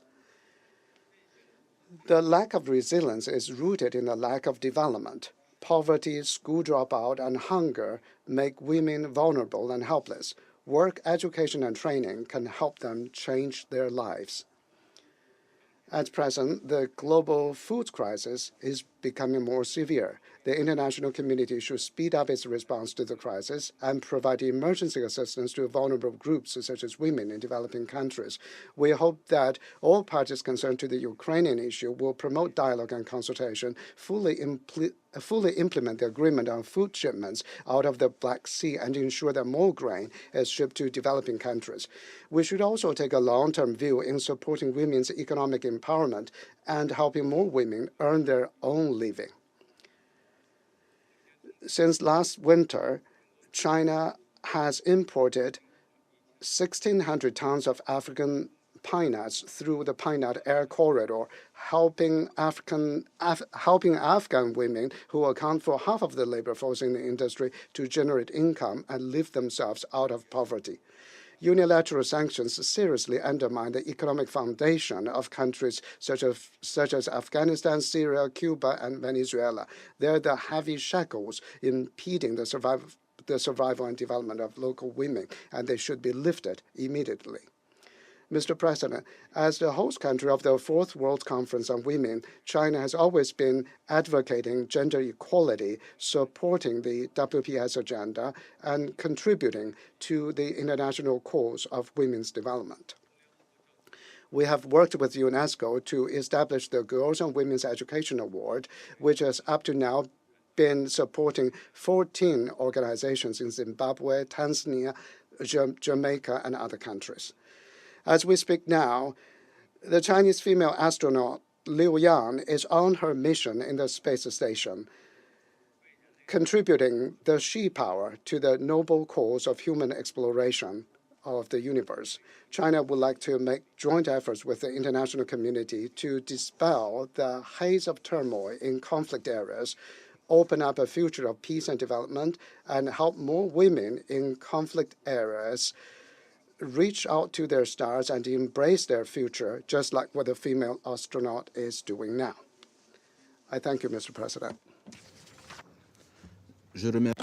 I thank the representative of China for the statement. I now give the floor to the representative of Mexico. Merci, Monsieur le Président. Thank you, Mr. President. I thank Gabon for convening this open debate, and we also thank the briefers for their briefings. In line with our feminist foreign policy, Mexico reiterates its support for all women activists, women human rights defenders, women peacebuilders, and women leaders of civil society. These are women who every day risk their lives, their integrity and safety in defense of gender equality and human rights throughout the world. Today, we pay tribute to women activists, women adolescents, indigenous women, Afro-descendant women, women from the LGBTIQ+ community, women from ethnic minorities, women with disabilities, and women from traditionally marginalized groups. These are women who continue to be victims of threats of sexual violence, and of gender-based violence or of reprisals in various parts of the world. For example, in Afghanistan, where egregious violations are perpetrated against the rights of all women and girls, and that has been the case since the return of the Taliban. Such violations have led to a loss of their access to basic services such as healthcare and education. I'm thinking also of Myanmar, where women continue to be attacked and tortured for peacefully protesting. I'm thinking of Ethiopia and the Democratic Republic of the Congo, where, in spite of the perpetration of brutal acts of sexual violence, the lack of access to justice remains the norm. And I'm thinking of other parts of the world in which women have been on the front line of defense in humanitarian settings and conflict zones. To them, we say today that their struggle is not in vain. Their resilience inspires us to continue advocacy within this council and within the informal expert group on women, peace and security that we co-chair with Ireland, to ensure that the Security Council incorporates a transformative gender perspective into its work and into all the resolutions and products that it adopts. Mexico will continue to champion the full, equal, and significant participation of women around the negotiating table and in all peace processes. We will do so because we are convinced that this is the only way that we can achieve lasting and inclusive solutions. As such, we are encouraged to note the formation of a parity-based government in Colombia, committed to the full inclusion of women in the peace process. The accounts of all of the women briefers that have come to this council are proof of resilience and determination. In a world in which socioeconomic inequalities, conflicts, misogyny, and the illicit trade in small arms and light weapons, as well as military expenditure, have reached astronomical levels, prompting a major step backwards in the rights of all women and girls. My country, Mexico, will continue seeking enabling environments to ensure the full, equal, and significant participation of women, adolescent women, and girls in society. We reiterate that their human rights are not negotiable. This means they must have comprehensive access to their sexual and reproductive health and rights, including the right to safe abortion and the right to bodily autonomy. They must also enjoy the full provision of mental health services and services of psychosocial support. Guaranteeing access to justice with a gender perspective and accountability for the perpetrators in armed groups is also vital to deter other cases, and for the full reintegration of the survivors of sexual and gender-based violence, as well as for the strengthening of their resilience and their leadership in conflicts. Based on this rationale, the draft resolution to establish sanctions targeting actors destabilizing Haiti that Mexico is working on with the United States as co-sponsor includes sexual violence as one of the grounds on which individuals can be placed on sanctions lists. It is also urgent to ensure the elimination of concepts of masculinity which contribute to the radicalization of violence and extremism, as well as to gender bias and to social norms which place women in a position of inferiority. I'm thinking here, for example, of widows or female heads of family who face interrelated forms of discrimination, and this means that they remain invisible in society. The Generation Equality Forum, hosted by Mexico and France in 2021, adopted the Compact on Women, Peace and Security and Humanitarian Action. This compact seeks to establish synergies between the various existing mechanisms in place to make progress with this agenda. And with the support of UN Women, tomorrow we will see the launch of indicators for the follow-up of commitments across 5 essential areas, indicators which will make it possible to expedite implementation on the ground. We also believe that national action plans help to foster the participation of local organizations led by women in peace processes and in peace-building efforts. I am delighted to share that Mexico's National Action Plan champions the development of the Women Peacebuilders program in order to support and promote the empowerment and leadership of women at local and state levels in peacekeeping endeavors, as well as in gender-based violence prevention and in peacekeeping efforts. Mexico will also continue championing gender parity in peace missions. In line with our commitments, as things stand, 25% of the total personnel deployed by Mexico are women. We have strengthened the military and political components of their pre-deployment training. Mr. President, you can count on Mexico to continue defending the human rights of all women and girls in this and in all multilateral fora. Thank you. I thank the representative of Mexico for this statement. I now give the floor to the representative of Brazil. Thank you, Mr. President. Brazil thanks the presidency of Gabon for opening the opportunity to reflect upon the concept of resilience, a scientific term originally applied to describe the capacity of some materials to return to their original shape after being bent or stretched. Today is being used to refer to the ability of women and girls to resist adversity. Given the many persistent challenges faced by women and girls in situations of armed conflict, as duly registered by the annual report of the Secretary General, analyzing how the Security Council can improve its capacity to help them by strengthening their resilience is key to our endeavors to advance the implementation of the WPS agenda. In that regard, Brazil also thanks Deputy Secretary General Amina Mohammed, Ms. Sima Bahous, Executive Director of UN Women, Ms. Bineta Diop, African Union Envoy, and Ms. Zarqa Nader for their insightful presentations and recommendations.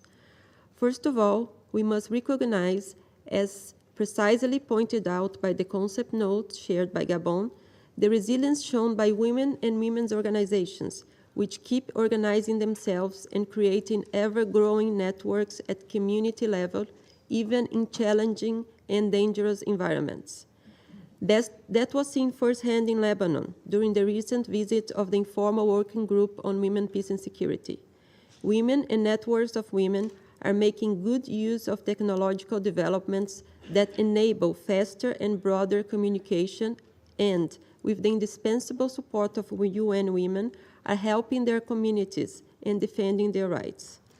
But, as Ms. Bahous reiterated, we need to improve the ability of UN Women to assist those networks by increasing financing and improving the capacity of work of those already trying to make a difference to their communities. The efforts of the Peacebuilding Commission with the gender strategy are commendable in this regard, as well as UN peacekeeping operations which have made efforts to implement their WPS mandates with or without achieving the goals established in terms of deployment of women peacekeepers. We are proud of the empowerment of the host female population against sexual violence and sexual exploitation and abuse, which was recognized by 2 UN Military Gender Advocate Awards received by Brazil in 2019 and 2020. We do need more women peacekeepers, but we also need to act now and urgently on some of the most persistent challenges, which turn women's resilience into a very hard and life-risking endurance test. Our collective failure to generate improvements on the records of sexual violence in conflict is explicit in the report of the Secretary General, which registered that in 2021, rape and other forms of sexual violence against children in conflict settings increased by 20%, with 98% of survivors being girls. In Haiti, for instance, both the BNU and the Office of the High Commissioner for Human Rights have warned of a relevant increase in the reports of sexual violence being used as an weapon by gangs to intimidate and gain control over communities. The signatories of the Statement of Shared Commitments on WPS in the Security Council addressed the situation in Haiti in a stakeout last July. Resolution 2645, which renewed BNU's mandate, did recognize the problem by deciding that BNU's Human Rights Unit needed dedicated capacity to address sexual and gender-based violence. Brazil favored language that would improve BNU's protection and preventative work. In our view, this Council needs to maintain a united and unequivocal message of condemnation to the prevailing culture of impunity for the crime of sexual violence in conflict. When the United Nations is already present on the ground, we must not fail to act to put in place better protection capabilities. In this regard, strategic communications are also an important tool in the effort to prevent conflict-related sexual violence. Peacekeeping operations should invest from the outset in dialogue and engagement with local actors, particularly women and youth, in order to build from the bottom up a protective environment. Mr. President, the report of the Secretary General also registered that in many countries, including conflict-affected countries, women are at the forefront of protests, refusing to accept decisions that do not recognize their rights. And once more, quoting Ms. Bahous, we cannot expect women to build peace if their lives are constantly under threat. This Council must work not only to bring women to peace negotiation tables, but also to protect those that are at the table or at the ground from violence and intimidation. Last March, the United Arab Emirates proposed a debate on women's economic inclusion and participation as key to building peace, recalling that in many countries, legal restrictions persist and constrain women from developing their full economic potential. We should carefully draft and revise peacekeeping mandates so that they are more explicit in their role to promote women's economic inclusion and empowerment, in line with Resolution 2242 of 2015. Without targeted mandates, it's very unlikely that UN operations will contribute to humans' access to opportunities, resources, and markets. Another pressing issue requiring urgent action from this Council is to protect women and girls from attacks on their right to education. This Council should be committed to maintaining full access to education in the workplace to girls and women, stressing that their empowerment and protection are not just a moral and ethical duty, but also a necessity for economic prosperity. Upholding girls' rights is also promoting economic inclusion and therefore sustainable economic development. In terms of conflict prevention, Brazil is proud to have formed last year, together with Argentina, Chile, Paraguay, and Uruguay, the first network of women mediators in Latin America. The South Cone Women Mediators Network is developing a work plan for the upcoming year. Also in the region, there is a possibility of an Ibero-American network of women mediators with a focus on capacity building. The list of possible actions to strengthen women's resilience and leadership situations of conflict is endless. Given our limited resources, especially in this context of numerous crises, we have to carefully analyze what we have at our disposal so as to ensure that chosen actions are effective. We cannot keep missing opportunities to act. The report of the Secretary General is clear. We are not working hard enough. We must work even harder. Thank you. Je remercie. I thank the representative of Brazil for her statement. I now give the floor to the representative of Norway. Thank you, President.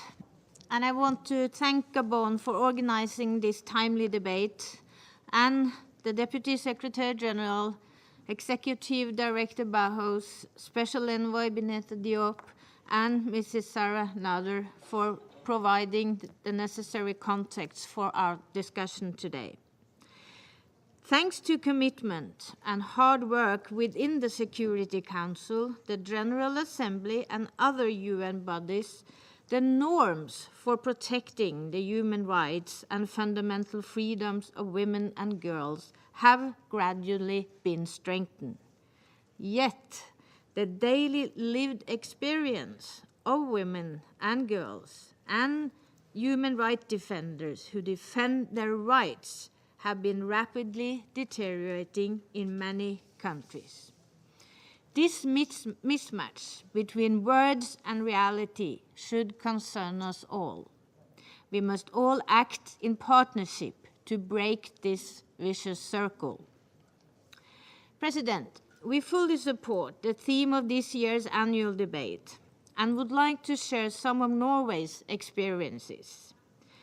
Where we engage in support of peace processes, Norway always advocates for the formal inclusion of women in all their diversity. Yet, we also know that the conversation that advance peace and security processes often happen in informal spaces. There, the leadership of local and regional women mediators, peacebuilders, and human rights defenders is vital. One such example is the persistent engagement by local women in Yemen, where Mrs. Ola Al-Gabari, a mediator from Sheba Youth Foundation, who briefed the Council this January, managed to restore water reservoirs for the citizens of Taiz after several districts had been cut off by armed groups for years. And we hear your call, Sarah, and have made the devastating human rights situation in Afghanistan, for Afghanistan women and girls, the core of our messaging to the Taliban. Afghanistan women continue to ask the international community to create a platform for them to engage directly with Taliban, and we will continue to look for safe spaces for them to do so. In Colombia, in partnership with UN Women, We have long supported women's organizations in strengthening the implementation of the gender provisions of the peace agreement, and their advocacy must have left a mark. The unique needs and priorities of women human rights defenders are at the center of the government's new emergency protection plan. In Somalia, women and girls bear the brunt of the perils of insecurity, exclusion, poverty, drought, and a devastating humanitarian crisis. Yet they remain largely underrepresented in formal and informal decision-making bodies. Here, Norway is working for a stronger role for Somali women in peace and reconciliation. And in Syria, Norway is actively supporting the Syrian Women Advisory Board, who advised the UN Special Envoy on the political process, including the work of the Syrian Constitutional Committee. We also support the work of women in the Monitoring Committee of the Peace Agreement in Mali. They continue to remind the parties of the need to prioritize peace dividends and the return of basic social services. They are also mobilizing broad support for the peace agreement in their constituencies. Regrettably, women in public life are often targeted as a strategy to silence, humiliate, and discredit them, including through sexual violence and threats. However, the risk of threats and violence should not be used as a pretext to deny women their right to participate. We support the development and implementation of National Action Plan on Women, Peace and Security because the commitment of states is key both in prevention and accountability. Norway commends the many good examples and recommendations in the Secretary General's report on how women's protection and participation can be enhanced. In particular, we applaud the call for a more coordinated and systematic approach to support women human rights defenders. In January, OHCHR, UN Women, and the NGO Working Group on Women, Peace and Security facilitated consultation with more than 40 civil society representatives and experts on reprisals against women human rights defenders in conflict-affected areas. I encourage everyone to read the summary report and to engage in follow-up of their recommendations. Finally, I want to encourage both present and future Security Council members to join the shared commitments on women, peace and security. It is important to maintain this cross-regional initiative, one which has created a significant shift in the systematic implementation of WPS in the Council's own work, and support to women peacebuilders and human rights defenders safely engaging with the UN. Thank you. I thank the representative of Norway for her statement. I now give the floor to the representative of France. I thank you, Mr. President. First of all, I wish to thank Gabon for convening this debate. I hail Gabon's commitment to the rights of women and to the Women, Peace and Security agenda of this Council. I thank the Deputy Secretary General of the United Nations and our briefers for their invaluably enlightening testimony. I wish to particularly commend them for their daily commitment. France is fully committed to the full implementation of all resolutions on the WPS agenda on all their fronts. And here I wish to underscore 3 points. First, women peace builders play a fundamental role, and I wish to take this opportunity to pay tribute to all of them. It is unacceptable that many women are still targeted due to their work, and France calls for the United Nations to put in place robust, well-resourced mandates for the protection and participation of women in the missions and operations of the United Nations. Moreover, the Security Council must reaffirm with one voice the fact that it is unacceptable for the rights of women and girls to be trampled upon. No act of violence must go unpunished. It is for this reason that the Security Council must more systematically put in place sanctions against the perpetrators of sexual violence committed in times of conflict. These acts of violence may constitute war crimes and crimes against humanity, and here we commend the work of the ICC against sexual violence. Finally, France commends the United Nations Secretary-General commitment to ensuring the full, equal, substantial and effective participation of women in peace processes. We call for the WPS agenda to be integrated in a cross-cutting fashion into the whole of the United Nations system. Here we commend the driving force provided by UN Women and also by the DPPO department and by the IEG on women, peace and security. Mr. President, as underscored in the Secretary-General's report, women bear the brunt of the consequences of the multiplication of conflicts, coups d'etat, and the displacement of people. In the face of this situation, France flies high the flag of a feminist, ambitious and resolute diplomacy. We reject fatalism and simply accepting our fate, and we act accordingly. We co-chaired with Mexico under the aegis of the UN Women the Generation Equality Forum in June 2021. That event made it possible to mobilize more than $40 billion of unprecedented funding. A compact on women, peace, security and humanitarian action was also launched, and we take this opportunity to call upon all states to accede to it. As other states have also recalled this morning, in the face of violence perpetrated against women, we can't simply express outrage. We need to act, and we need means to do so.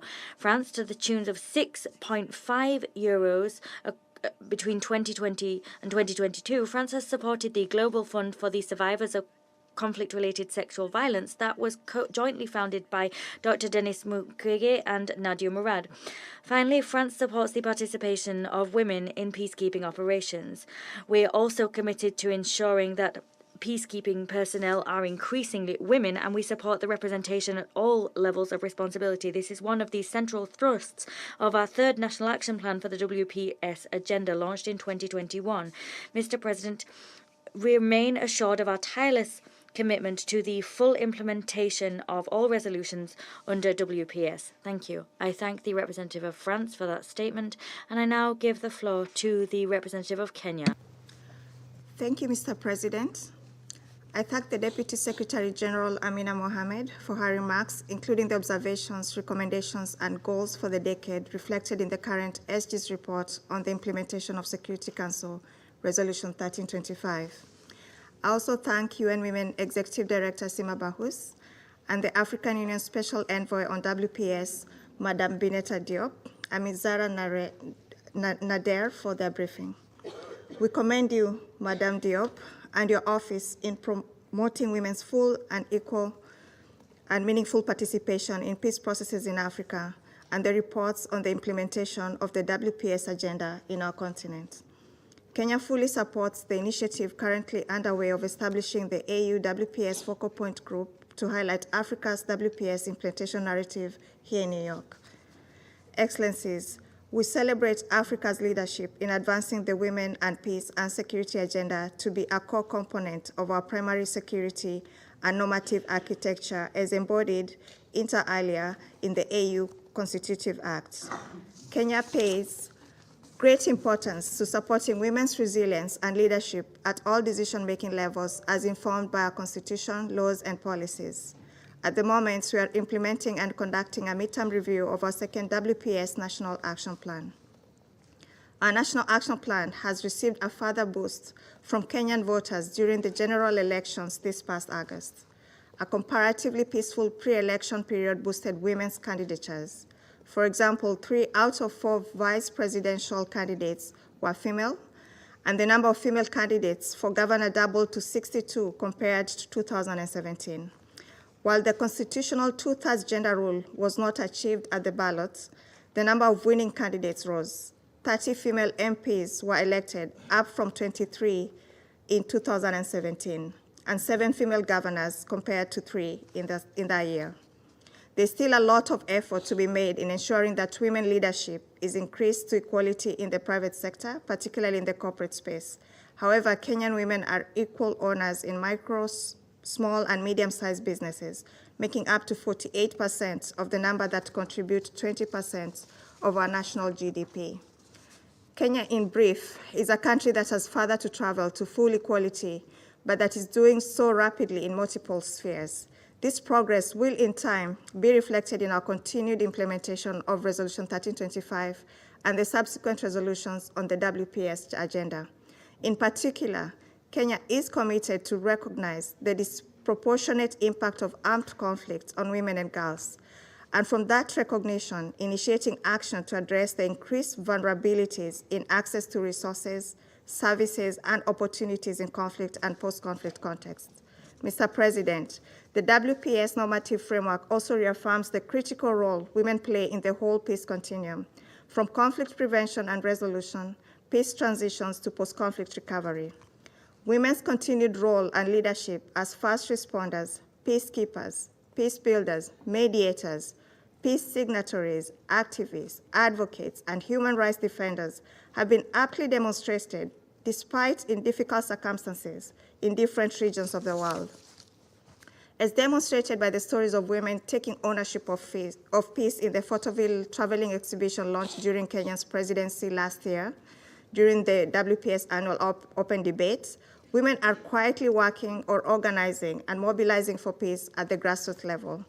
They are rebuilding broken communities, forging reconciliation, agitating for their rights, even in the face of oppression, structural inequalities, displacement, human trafficking, sexual and gender-based violence, and in the brutality of conflict itself. So inasmuch as Council resolutions speak to the participation, prevention, and relief and recovery of women in the peace and security arena, in practice, we are still witnessing violation of these key WPS pillars, including denial of basic rights, access to education, economic opportunities, justice, and other services. It therefore remains necessary to amplify the voices of women and strengthen women's resilience and leadership at all levels as a path to peace, particularly in regions plagued by armed and militia groups. In this regard, my delegation will table 4 action points. The first is investment in building women's resilience and leadership that corresponds to the context and the immediate threat environment. This means enhanced efforts to integrate localized knowledge, homegrown conflict management, negotiation, and mediation skills. A contextual approach that utilizes local women expertise and prioritizes on national and regional women protection advisors also allows for more accurate and culturally informed gender disaggregated data, especially when it comes to addressing the causes, drivers, and accelerators of conflict. The agency of local women in early warning and prevention should be better utilized as a preventive and resilience building measure.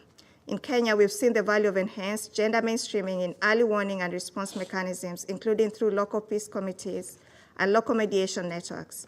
In this regard, we have developed a gender-responsive, community-led early warning and early response framework. Secondly, Mr. President, is the imperative for a comprehensive approach in the implementation of all the 4 pillars of WPS. An investment in one pillar should not be in isolation of the rest. Specific to armed and terrorist groups, we remain concerned that there is too little being done to ensure accountability to SGBV. We reiterate resolutions such as 2242 that link acts of sexual and gender-based violence with the strategic objectives and ideology of certain terrorist groups such as Al-Shabaab must be implemented alongside other counterterrorism instruments, including resolutions 2354, 2178, and 2331 for optimal impact. It's also important to invest in women's peace and rights advocates and utilize their agency as interlocutors in SSR and DDR initiatives and mechanisms that deal with those at risk of radicalization and returnees. My third point is on capacity building and training. Identification of areas that need new skills and competencies and establishment of concurrent institutions are important steps in ensuring resilience. Kenya has institutionalized women leaders training programs within government training institutions. We've also made significant progress in training and recruiting more women into senior positions, including advisory, representational, and field operations for both civilian and uniformed personnel.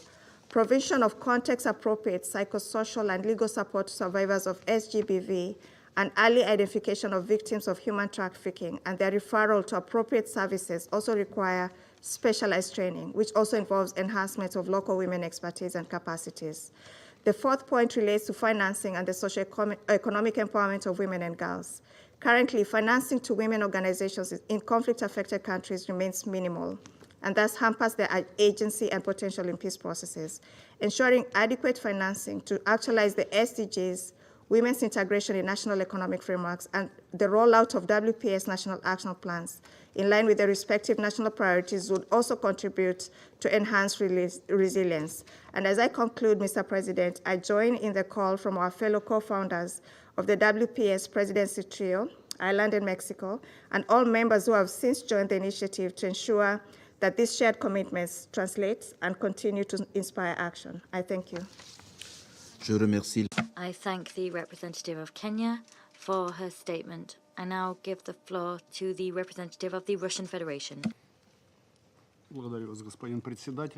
Thank you, Mr. President. We thank you and your team for having organized today's meeting on strengthening women's resilience and leadership as a pathway to peace in regions plagued by armed groups. We are grateful to the Deputy Secretary General, Madam Amina Mohammed, Executive Director of UN Women, Madam Sima Bahous, Special Envoy of the African Union, Madam Diop, as well as the Editor-in-Chief of the Zan Times for their assessments and the information that they have provided. Mr. President, our discussion reaffirms the timeliness and relevance of Resolution 1325, which was adopted more than 20 years ago, a resolution that laid down the bedrock for the issue of women, peace, and security. The report of the Secretary General that has been submitted attests to progress in raising the profile of women and strengthening their role in armed conflict prevention and resolution, as well as post-conflict recovery. We are thankful to the Secretary General for the ongoing focus on issues of expansion of the full-fledged participation of women in peacekeeping operations, peace talks, and political processes as a whole. A key objective of the Security Council is the protection of women from violence, which they continue to endure during armed conflict. And there's a great deal yet to be achieved here. Despite the measures that have been adopted, women continue to fall prey to various forms of violence. They are killed and wounded during armed conflict. There is a need to take into account the specificities of every conflict and the accounting for gender perspectives in the work of the Security Council should not become an end in itself. At the same time, let us recall that the leading role in the protection of women in conflict is borne by national governments, whereas measures adopted by the United Nations and civil society should be geared towards supporting and complementing the efforts of states. There's also a need to avoid duplication in the work of various United Nations bodies and to focus on situations that pose a clear threat to international peace and security in line with the prerogatives of the United Nations Security Council. We wish to emphasize that in efforts for empowerment of women, protection of their rights, and ensuring gender equality, the General Assembly of the United Nations, Human Rights Council, and the Peacebuilding Commission also all contribute. We advocate the Security Council's stringent compliance with its mandate, and we reject attempts to sanction its intervention in issues covered by other bodies. What is inappropriate is the use of the Security Council for the advancement of contradictory concepts and approaches that do not enjoy broad international support. We call for a focus on concrete work for women in armed conflict. This inter alia includes the development of national action plans, the adoption of which should be contingent on situations related to armed conflict. Here we are talking about a constructive, effective instrument, not yet another declarative document. the adoption of action plans for the implementation of Resolution 1325 to check boxes cannot serve as a criterion for the assessment of the effectiveness of policies carried out in countries for the advancement of women. We believe that the Security Council, during discussions on the questions of women, peace, and security, still pays insufficient attention to the need to invest in science, healthcare, social protection, and social protection development as a whole. We embrace the premise set out by the presidency in the concept note that investments in expansion of women's economic rights and opportunities make a tangible contribution to peace and security. We repeatedly called upon the membership of the Security Council to focus on issues of women's employment, property rights, including to land, access to credit, advanced technologies as a necessary element for the development of states affected by armed conflict or those in post-conflict recovery. We see here a clear flaw of the informal expert group on women, peace, and security. To date, the group is not in a position to serve as a coordinating link in the work of the Security Council in this area. Its activity bears the hallmarks of clear politicization. Alas, the procedure for adoption of documents fails to meet the requirements of transparency and agreement amongst members of the Security Council as a key condition for the maintenance of intergovernment dialogue, and these flaws, without a doubt, need to be addressed. Turning to the activities of the Secretariat, it's in work for the advancement of gender equality in women, peace, and security. There's a need to bring in more women from developing countries, not those who know about situations on the ground through hearsay. With interest, we read the recommendations of the Secretary General's report.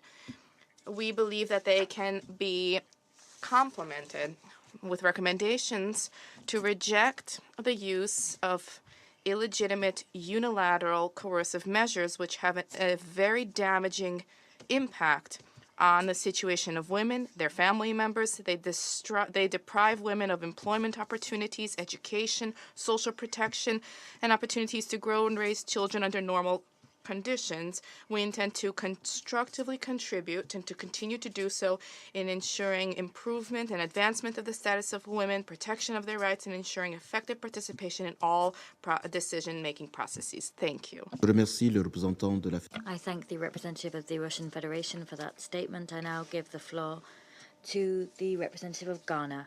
Mr. President, at the outset, permit me to convey Ghana's appreciation to Gabon for her leadership and for prioritizing the discussion on the contribution of women to peace, especially at a time when women and girls continue to face disproportionate threats in situations of armed conflict. Ghana is equally grateful to the United Nations Deputy Secretary General, Amina Mohammed, the Executive Director of UN Women, Ms. Sima Bahous, the AU Special Envoy, Madame Bineta Diop, and Ms. Nader for their perspectives that they've brought to the open debate through insightful briefings. We thank the Secretary General for his comprehensive report and for consistently highlighting the important role of women in securing peace. We recall his call for member states to step up efforts in implementing the Women, Peace and Security agenda, and more specifically in protecting women human rights activists. Mr. President, despite the fact that the world is experiencing a reversal of generational gains in women's rights as a result of conflicts, Ghana stands by the conviction that the WPS agenda, through Security Council Resolution 1325, remains a strong framework which guides our collaborative efforts to build more peaceful and sustainable societies.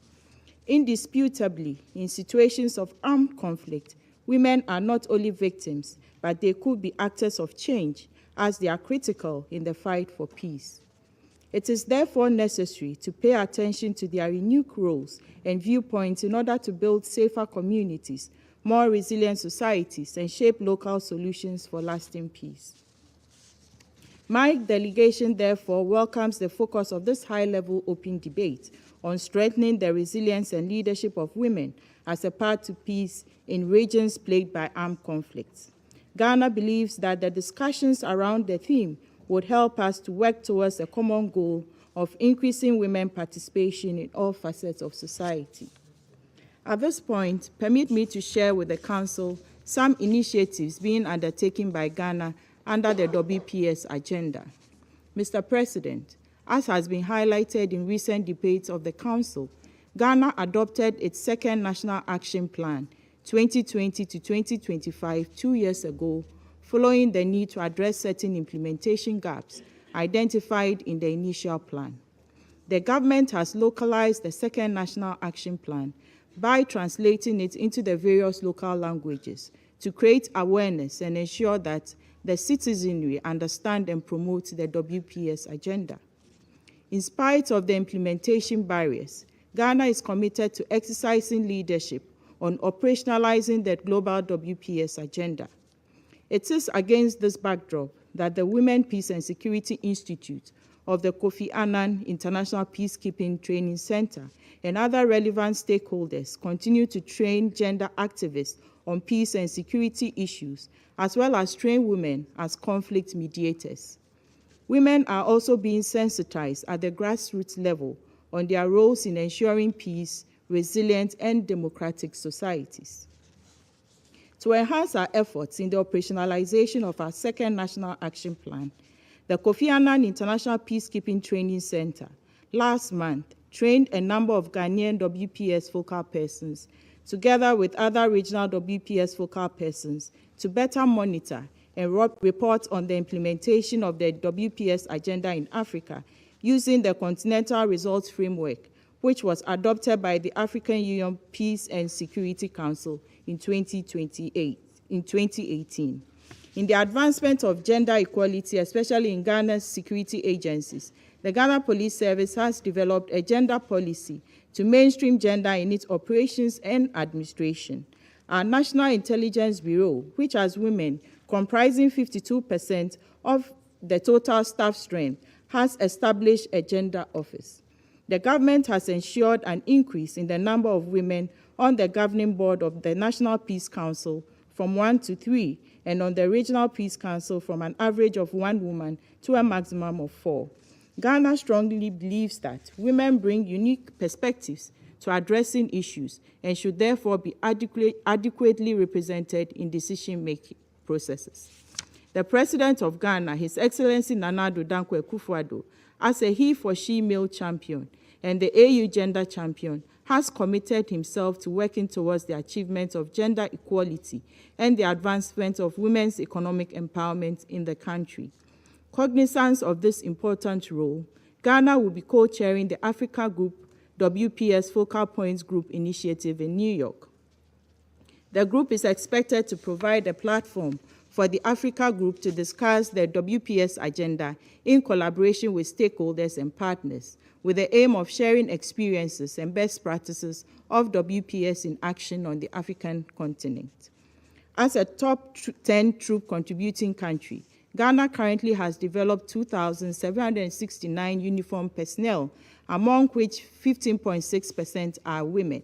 The statistics make Ghana the top contributor of uniformed women in military contingents to UN peacekeeping missions. We are proud of our female leadership contribution to MINUSO, where the Deputy Force Commander, who is acting, is a female Ghanaian officer. Mr. President, the government of Ghana intends to undertake the following initiatives to advance the WPS agenda and build the resilience of women.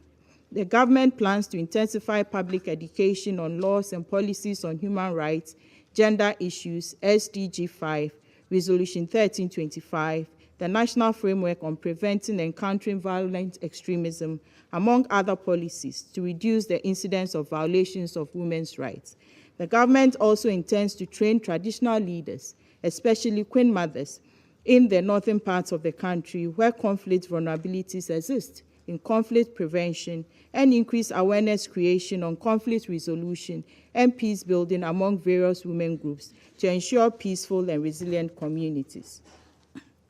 Mr. President, in focusing on how UN entities and member states can strengthen the leadership and resilience of women in peace processes in regions plagued by armed groups, it is important to acknowledge that women make up almost half of the world's population. It is therefore right that they are full participants in the discussions that shape our present reality as well as our future hopes, including in matters relating to international peace and security. To build their resilience and leadership, Ghana encourages member states as well as UN entities to ensure the meaningful and full participation of women in peacemaking, peacekeeping, and peace-building processes and negotiations, as their participation can largely make a difference in resolving conflicts. Ghana also calls on member states, the United Nations, and international policymakers to build the capacity of women to take up leadership roles in peace and security efforts. As we are all aware, the increased presence of armed groups creates fear, anxiety, and panic, which undermines the quality of lives of people, especially women and children, and negatively affects their psychological health. It is absolutely necessary for member states to commit to efforts aimed at providing counseling services, mental and psychosocial support, alongside creating opportunities and the enabling environment for women to live their full lives in peace. In the regional context, my delegation wishes to highlight the importance of national and regional networks of women in building a pool of women leaders. In this regard, we wish to commend the African Women Leaders Network, which is helping countries in Africa to elevate women to positions of leadership on the continent. Mr. President, in conclusion, my delegation would like to reaffirm the government of Ghana's commitment to the implementation of the WPS agenda and looks forward to working constructively with members of the Council to ensure that it remains at the forefront of our discussions as we work to achieve our collective goal of peace and security. It is our fervent hope that we will take pragmatic steps that will translate the WPS agenda from rhetoric to concrete actions, ultimately leading to sustainable peace. I thank you. Je remercie la représentante. I thank the representative of Ghana for this statement, and I now give the floor to the representative of India. Thank you, Mr. President. I thank Gabon for convening the open debate on this important topic. I thank the Deputy Secretary General, Ms. Amina Mohammed, for her insights. I also thank Executive Director of UN Women, Ms. Sima Bahous, AU Special Envoy, Ms. Bineta Diop, and Civil Society Representative, Ms. Zarqa Nader, for their briefings. Mr. President, women empowerment and gender equality are prerequisites for building peaceful, inclusive, and resilient societies. Sustainable peace cannot be achieved unless violence against women is eliminated and their equal and meaningful participation in public life is promoted. Armed conflicts and terrorist attacks continue to have a devastating impact on the lives and dignity of women. UN Security Council Resolution 1325 was path-breaking, which underlined women's participation as being key to resolving conflicts and securing peace. The WPS agenda has a transformative potential, but there are still challenges to its realization. Lack of enabling environment, inequalities, and discriminatory power structures hinder effective conflict prevention and inclusive peace processes. The WPS normative framework needs to be powered by action. Governments, the UN, regional organizations, civil society, and other actors must implement their commitments to ensure women's full, equal, and meaningful participation in political processes and decision-making to promote an inclusive society. Mr. President, one of the most important indicators for strengthening the roots of democracy, pluralism, fundamental rights is the extent to which women are included in the institutions of governance. Greater involvement of women in the higher echelons of decision-making considerably strengthens good governance, and more so in post-conflict situations. India has always called for advancing the democratic framework, the rule of law, and institution building in post-conflict situations, a sine qua non to advance the WPS agenda. Mr. President, under the leadership of Prime Minister, India's development narrative has witnessed a transformational change from women's development to women-led development, and from exclusively government-led to multi-stakeholder inclusive governance model. We believe India's experiences in its women-centric development journey may be useful to our shared pursuit of enhancing women's resilience and leadership.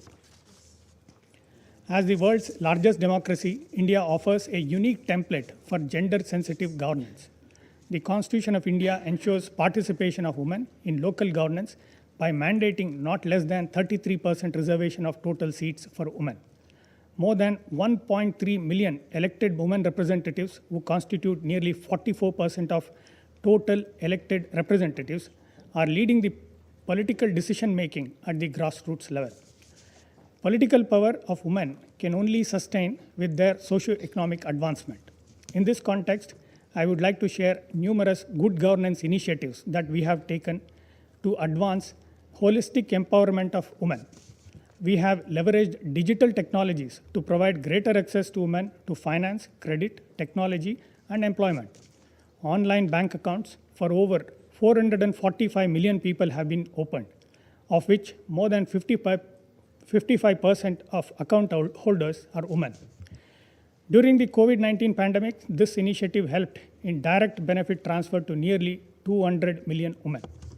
Through our Mudra scheme, the government provides collateral-free loans to encourage entrepreneurship and self-employment.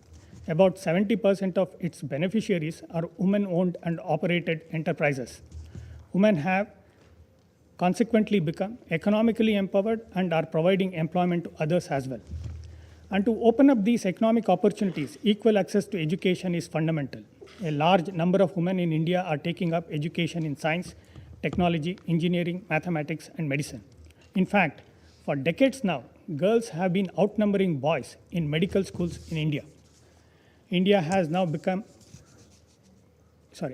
now has women in important positions of responsibility, not just in businesses, but also in areas of science and technology. Women scientists have played a vital role in research and development in various fields, including tech industry. In fact, women are playing an important part in furthering India's space research and missions. About 27% of the key executive positions in spearheading the Mars orbiter mission were led by Indian women.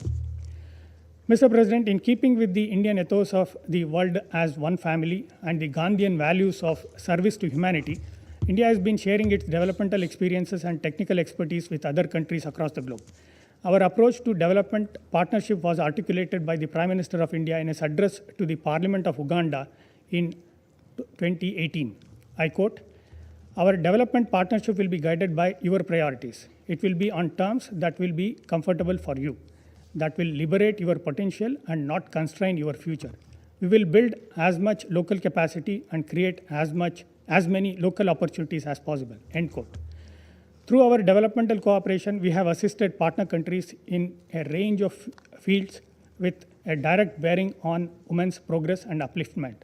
One such encouraging example of powering up women's development and SDG 7 is the Solar Mamas project. Under this initiative, over 15,000 women, mostly rural with no formal academic training, from 83 countries have received training in solar engineering and related skills in India, providing light and power to over 1,200 villages and 5,000 people worldwide. Mr. President, India has been an active participant in the deliberations on issues focusing on women empowerment and gender mainstreaming at various UN bodies. India fully supports Secretary General's call to action for accelerated implementation of the WPS agenda in implementing the Declaration of Shared Commitments on UN peacekeeping operations and actions on A4P plus priorities. We also welcome SG's uniformed gender parity strategy and are committed to comply with the same so that women's participation and their role in peacekeeping could be enhanced. India supports UN Secretary General's zero tolerance approach towards sexual exploitation and abuse. India was the first country to contribute to the Secretary General's Trust Fund for the Victims of Sexual Exploitation and Abuse, and also signed the Voluntary Compact in 2017. Prime Minister of India had himself joined the Circle of Leadership on the prevention of and response to sexual exploitation and abuse in the UN operations. India's contribution of the female-formed police unit to the UN mission in Liberia, first ever women contingent in the history of UN peacekeeping operations, helped increase participation of Liberian women in the security sector from 6% to 17%. Indian female engagement team with MONUSCO has also been instrumental in enhancing local women engagement in Guma in eastern DRC. Mr. President, terrorism and violent extremism continue to be one of the biggest violators of human rights and threats to global peace and security. Needless to say, women and girls invariably suffer disproportionately. Terrorist attacks deserve strong condemnation and call for collective adoption of zero-tolerance approach. The Council must focus its attention on the consequences of terrorism on the rights of women. It must strive to effectively integrate WPS considerations into sanctions regimes, including by listing terrorist entities involved in violence against women in armed conflicts. It is important that in conflict situations, the spotlight on women and minority issues is maintained. A case in point is Afghanistan. We also heard the first-hand account earlier today. The world cannot look the other way when the rights of women and minorities are being trampled upon. There has been an increasing attempt towards removing women from public life in Afghanistan. We call for women and minorities to be included in Afghanistan's future and their rights fully respected as affirmed in UN Security Council Resolution 2593. Mr. President, in conclusion, India is committed to engaging with all its partners to work towards mainstreaming of WPS considerations for building inclusive, peaceful, and resilient societies. India's commitment and experience of enhancing women's resilience and leadership across sectors will continue to guide our actions on taking the WPS agenda forward. I thank you. Je remercie le représentant. I thank the representative of India for the statement. I wish to remind all speakers to limit their statements to no more than 4 minutes in order to enable the Council to carry out its work expeditiously. Flashing lights, red, on the collars of the microphones will prompt speakers to bring the remarks to a close after 4 minutes.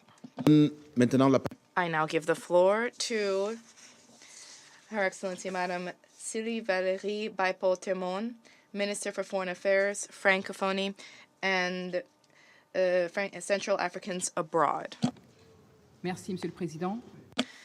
Thank you, Mr. President. Mr. President, ladies and gentlemen, members of the Security Council, ladies and gentlemen, distinguished guests, I wish to begin by thanking you for organizing this debate, which is an opportunity for us to share our experiences on the issue we are addressing, women in peace and security, strengthening women's resilience and leadership as a pathway to peace in regions plagued by armed conflicts, armed groups. I think the Executive Director of UN Women, Madam Sima Bahous, the Special Envoy on Women, Peace and Security of the African Union, Madam Bineta Diop, the Editor-in-Chief of Zan Times, Madam Zarqa Nader. Thank you for the information and your statements about this very important issue. I also wish to thank you for having invited me to share the experience of the CAR during this debate. During armed conflict, women and children are the main victims. In countries in conflict, women, there are the majority of those affected. Hence, there's a need for countries in conflict to endeavor to shore up their leadership so that women, can effectively contribute to peace processes. There's a need to encourage women's remarkable resilience, women who, through their capacity to preserve the economy of care during conflict, whose courage and solidarity initiatives are the engines for the resilience of their entire populations. Mr. President, we regret, and it is unacceptable, that in 2022, women continue to be plagued by violence, barbarism, and deprivations of their rights. Our struggles to ensure respect for our rights on 8 March are ultimately in vain because women's rights, the respect of women's bodies, remain real concerns. Despite their remarkable determination, their leadership and resilience, women and women's organizations The initiatives that are being carried out are undermined in conflict-affected countries. For this reason, silencing the weapons in Africa, but also in all parts of the world, needs to be prioritized by all stakeholders, and our shared commitment to peace and security should be advanced. It is incumbent upon us to work more towards peace, for our decisions and our actions compromise the future of the world and the future of women, those who give life. Humanity is imperiled by the tyranny of the men with a capital M, which we are, mankind, capital M, with the persistent will of domination, submission of the other. I applaud the report of the Secretary General of the United Nations, and I wish to invite him to go further, to fight in a way that stands in solidarity to counter destabilization, terrorism, and armed groups.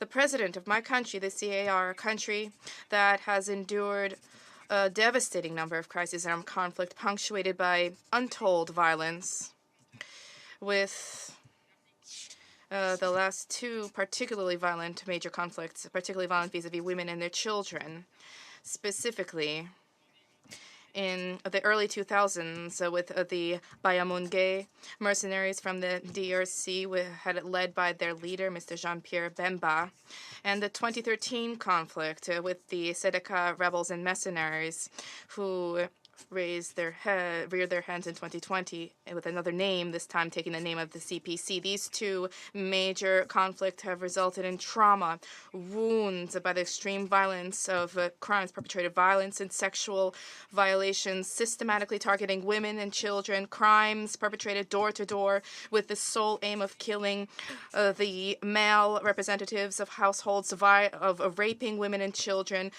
and under the powerless gaze of their husbands and children, going so far as at times forcing boys to have sexual relations with their mothers and grandmothers. Mr. President, the history of our country is grim. One wonders how the people continue to stand upright, not collapsing into the abyss of chaos. In this regard, we applaud the remarkable resilience of Central African women.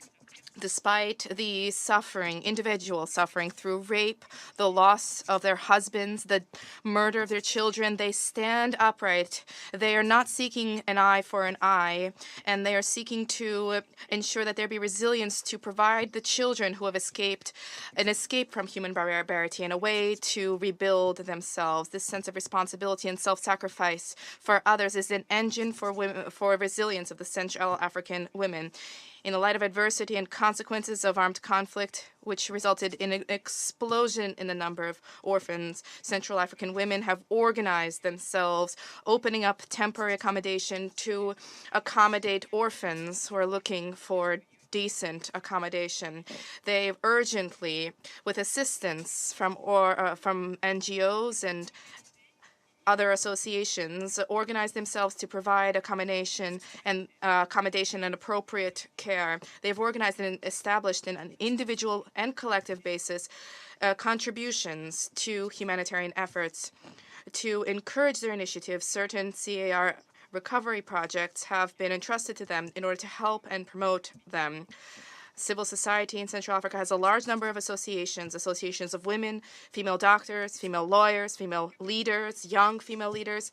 Mr. President, the resilience of women in the CAR is linked to leadership in terms of initiative, but also their ability to resist in the face of pressure and to shoulder high-level positions. The Central African Republic, even though the number has not yet achieved the goal set out in terms of the law on parity, it should nonetheless be recognized that we are a model in terms of promotion and advancement of women. The CAR, during the Bokassa time, there was a first female prime minister, Madame Domitienne. In 2013, a woman took the helm of the transition. I refer to Madame Catherine Samba Panza, and this was at the height of the major crisis in 2013, a critical, highly sensitive time with occupation of the territory by armed groups. Nearly 80% of the soil was occupied by them, and 80% of them, rather, were not Central Africans. This stand to appeal to the leadership of women in CAR has gained ground with constitutional order. And in 2016, specifically with the Supreme Magistrature of Professor Archange Touadera, with the attribution of governing posts to women in the CAR, women occupy many important positions, such as in defense, diplomacy, reconciliation. The presidency of the Constitutional Corps is also held by a woman. Posts entrusted to women in periods of extreme tension and high pressure. It should also be noted that initiatives to advance women's resilience, leadership, and to ensure a feeling of assurance, trust, and security have been and are continuing to be implemented. Specifically, there's a follow-up committee dealing with the issue of trafficking in persons, an issue that largely afflicts women. And this committee is the particular focus of our president. And it is directly under the stewardship of the minister recruited specifically for that purpose. This remarkable resilience is also supported by the CAR's technical and financial partners, who place them at the heart of the support measures provided for the CAR. The government of the CAR welcomes the progress in the assistance provided to Central African women to support them, and alerts about the importance of providing support to better structure these NGOs, associations, and organizations to ensure more effective and efficient engagement in recovery of the state, to ensure social cohesion and harmonious coexistence, and to reject merely political considerations. There's a need to encourage women to be bold on principles of parity, crossing the threshold of decision-taking bodies to become more involved in public issues, in the spirit of equity, to ensure that there be sufficient numbers of young women in particular and women in general in the Central African elite. I would emphasize the importance of adopting an adequate paradigm to provide states affected by armed groups with means to advance women's leadership, consequential leadership, for them to prosper in politics, the economy, social, cultural sectors, even at the personal level, to replace the current paradigm, which is on the basis of equity, equality, and not parity, on the basis of equity, to provide the necessary support to the state to offer the sought-after, deserved place for women for their leadership to benefit the general population. Thank you. I thank Her Excellency, Madam Baipo Temon, for a statement, and I now give the floor to Madam Giselle Ndaya Luseba, Minister of Gender, Family, and Infants of the Democratic Republic of the Congo. Merci. Thank you. Mr. President, I wish at the outset to congratulate you on the accession of your country, the Gabonese Republic, to the presidency of the Security Council for October 2022. I wish to thank you for convening this meeting on women, peace and security under the theme Strengthening Women's Resilience and Leadership as a Path to Peace in Regions Plagued by Armed Groups. Madam Deputy Secretary General, Madame Sima Bahous, Executive Director of UN Women, Madame Bineta Diop, Special Envoy of the African Union on Women, Peace and Security, Madame Zarqa Nader, Editor-in-Chief of Zan Times, Excellencies, Ministers, dear colleagues, ladies and gentlemen. I wish at the outset to pay a fervent tribute to His Excellency Mr. Félix Antoine Tshisekedi Chilombo, President of the Republic, Head of State. He spares no effort to restore the state's authority across the full extent of national territory and to install peace across the territory with the full equal participation of women and men. The President of the Republic is recognized as a man who embodies positive masculinity through his efforts to ensure the effective inclusion of women in the country's management. Mr. President, ladies and gentlemen, My country spares no effort to invest in women, as they are the linchpin of peace, and we invest in them by giving them resilience to effectively contribute to building a lasting peace on the DRC's territory and across the sub-region. The government of my country also believes that the promotion of gender equality and the promotion of the leadership of women is a source of invaluable potential to produce extraordinary gains in terms of peace and development in our societies. However, where the Democratic Republic of the Congo is concerned, substantial investments made to improve the status of women in recent years have borne little fruit. And this is a result of the resurgence of armed groups in the east of my country. Support for terrorist groups who devastate the lives of women in my country is a factor which hinders progress with the women, peace and security agenda in the Democratic Republic of the Congo. In this regard, His Excellency Mr. Félix Antoine Tshisekedi Chilombo, President of the Republic, Head of State, has not minced his words in roundly condemning this attitude, which shows scant regard for international law, shown by some towards my country. Mr. President, ladies and gentlemen, in spite of the aforementioned factors which slow the implementation of Resolution 1325 in my country, we should point to significant progress made here nevertheless.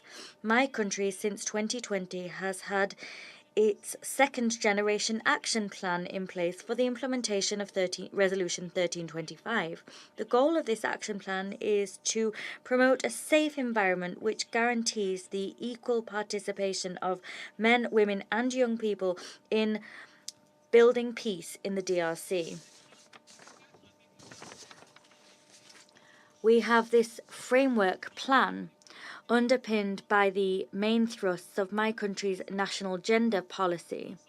With this new plan, we hope that we'll be able to guarantee women's safety, to ensure full respect for law, and to ensure the stringent enforcement of sentences handed down in relation to violence done to women, young girls, and more specifically in relation to sentences handed down for sexual violence. The enforcement of these is one of the priorities of my government. The Ministry for Gender, the Family and Children in DRC, through the National Secretariat for the National Secretariat for the Coordination and Follow-up of the Implementation of Resolution 1325, is currently supporting provinces to implement provincial action plans for the implementation of 1325. We're doing that in order to meet the priority security needs of provinces, and that's one way, by working at this provincial level, that is, that we're supporting the decentralization of the implementation of Resolution 1325. Congolese women are receiving additional training in mediation techniques, and our country's network for women peace mediators is currently being strengthened in the country. The DRC has the following mechanisms and initiatives for peace in which women are included. These include the following: the Steering Committee for the Implementation of Resolution 1325 at a national, provincial and local level. We have the National Secretariat for the Coordination and Follow-up of Resolution 1325. We have the Network of Women in Peace, which is currently being formed, and we also have early warning mechanisms in which women participate. Mr. President, ladies and gentlemen, the DRC currently has a normative framework in place which is increasingly seeking to promote women. This can be demonstrated by healthy levels of women's participation within government. To date, women hold 27% of senior government posts. Recently, with the government's involvement, we saw the creation of a compensation fund to benefit victims of sexual violence linked to conflict. And we also had the establishment of multi-sectoral integrated assistance centres to deal with victims of gender-based violence. These are known as the CISM centres. These are important decisions to put a smile back on the faces of the many, many women that have been humiliated by these despicable acts. The state of siege that was declared by the President of the Republic in conflict zones in North Kivu and Ituri is one of the safety measures which is currently contributing to protect people in general and to protect women in particular. The DRC currently holds the chairmanship of the regional mechanism for the follow-up of the Addis Ababa Framework Agreement. We hosted its 10th summit in Kinshasa in February 2022. On this occasion, heads of state in the region supported the recommendations made by the Advisory Committee on Women, Peace and Security for the region. These recommendations aim to promote the effective participation of women in political life and in peace-building processes. They also aim to combat violence against women and girls. As things stand, several reforms are underway within the police, army, and judiciary. These reforms seek to recruit more than 20,000 young women in order to ensure that young women are present in these institutions, with command assignments being given to them. Mr. President, ladies and gentlemen, to conclude, I do recognize that there are several challenges to be overcome to ensure better implementation of Resolution 1325 in our country.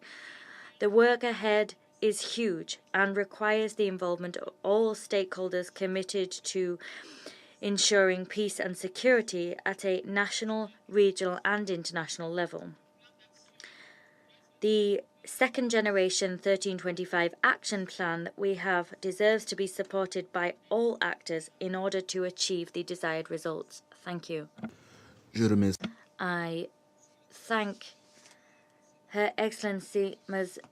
Ndaya Luseba for her statement. I now give the floor to Her Excellency Ms. Joanna Sumuvori, State Secretary to the Minister of Foreign Affairs of Finland. Mr. President, Your Excellencies, I have the honor to speak on behalf of the Nordic countries, Denmark, Iceland, Norway, Sweden, and my own country, Finland. And we commend Gabon for arranging this important debate. In today's complex conflict situations, the work of human rights defenders is ever more dangerous. As we heard from the briefers this morning, threats, violence, harassment, and hate speech against women peacebuilders and human rights defenders pose a serious threat to their lives and physical integrity. This can seriously disrupt their efforts for peace and conflict resolution. The Nordic countries echo the messages in the SG's WPS report and the NGO Working Group's open letter. It is the international community's responsibility to ensure an enabling environment for women to exercise their right to participate in all aspects of public, social, and political life. This includes concrete measures of protection from threats and violence. We simply must recognize the inextricable link between protection and participation. This is a rights issue, but also a crucial step towards building inclusive and sustainable peace. Particular attention must be paid to those who experience multiple intersection discrimination, such as women with disabilities. The Security Council has shown leadership by providing many women human rights defenders and peace builders a platform for sharing their views, expertise, and experiences. We call on the Council members to incorporate these perspectives into the Council's work and conclusions, and to continue to provide women human rights defenders and peace builders this visibility and appropriate support before, during, and after briefing the Council. We call the Member States to adopt a zero-tolerance policy to address reprisals and to follow up with robust and systematic accountability measures against all perpetrators. Women and girls are disproportionately impacted by crises and conflicts because of their gender. The SG's report documents a substantial increase in threats and attacks, including SGBV targeting women in public life as a strategy to silence, humiliate, and discredit them. Yet, women peacebuilders and women's rights organizations all over the world continue to show remarkable leadership, initiative, and resilience. They play pivotal roles in efforts relating to conflict prevention, conflict resolution, and sustaining peace, and achieving gender equality. Continuous support to women's rights organizations is essential, and in addition to political support that recognizes women's agency, this should include sufficient, predictable, and sustainable funding to support grassroots-level action and capacity building for women's networks. By the year 2030, an estimate of over 80% of global poverty will be in countries suffering from violence and fragility. Tackling state fragility and placing emphasis on conflict prevention and peace mediation are ever more urgent. The Nordic countries regret that only 5% of official development assistance to conflict-affected countries is dedicated to advancing gender equality. We, particularly member states, have to redouble our efforts when it comes to funding. In conclusion, Mr. President, Your Excellencies, without women, we cannot achieve inclusive and sustainable peace. The Nordic countries commend the 11 current and former Security Council members that have signed the shared commitments on WPS. We expect and call on the Security Council to take the lead in ensuring that inclusion of women's perspectives and gender equality becomes given in all discussion on peace and security. Thank you very much. Je remercie Son Excellence. I thank Her Excellency Ms. Joanna Sumfori for her statement. There are some speakers still on my speakers list. If the members of the Council agree, I suggest that we adjourn the meeting and reconvene at 3 p.m. The meeting is adjourned.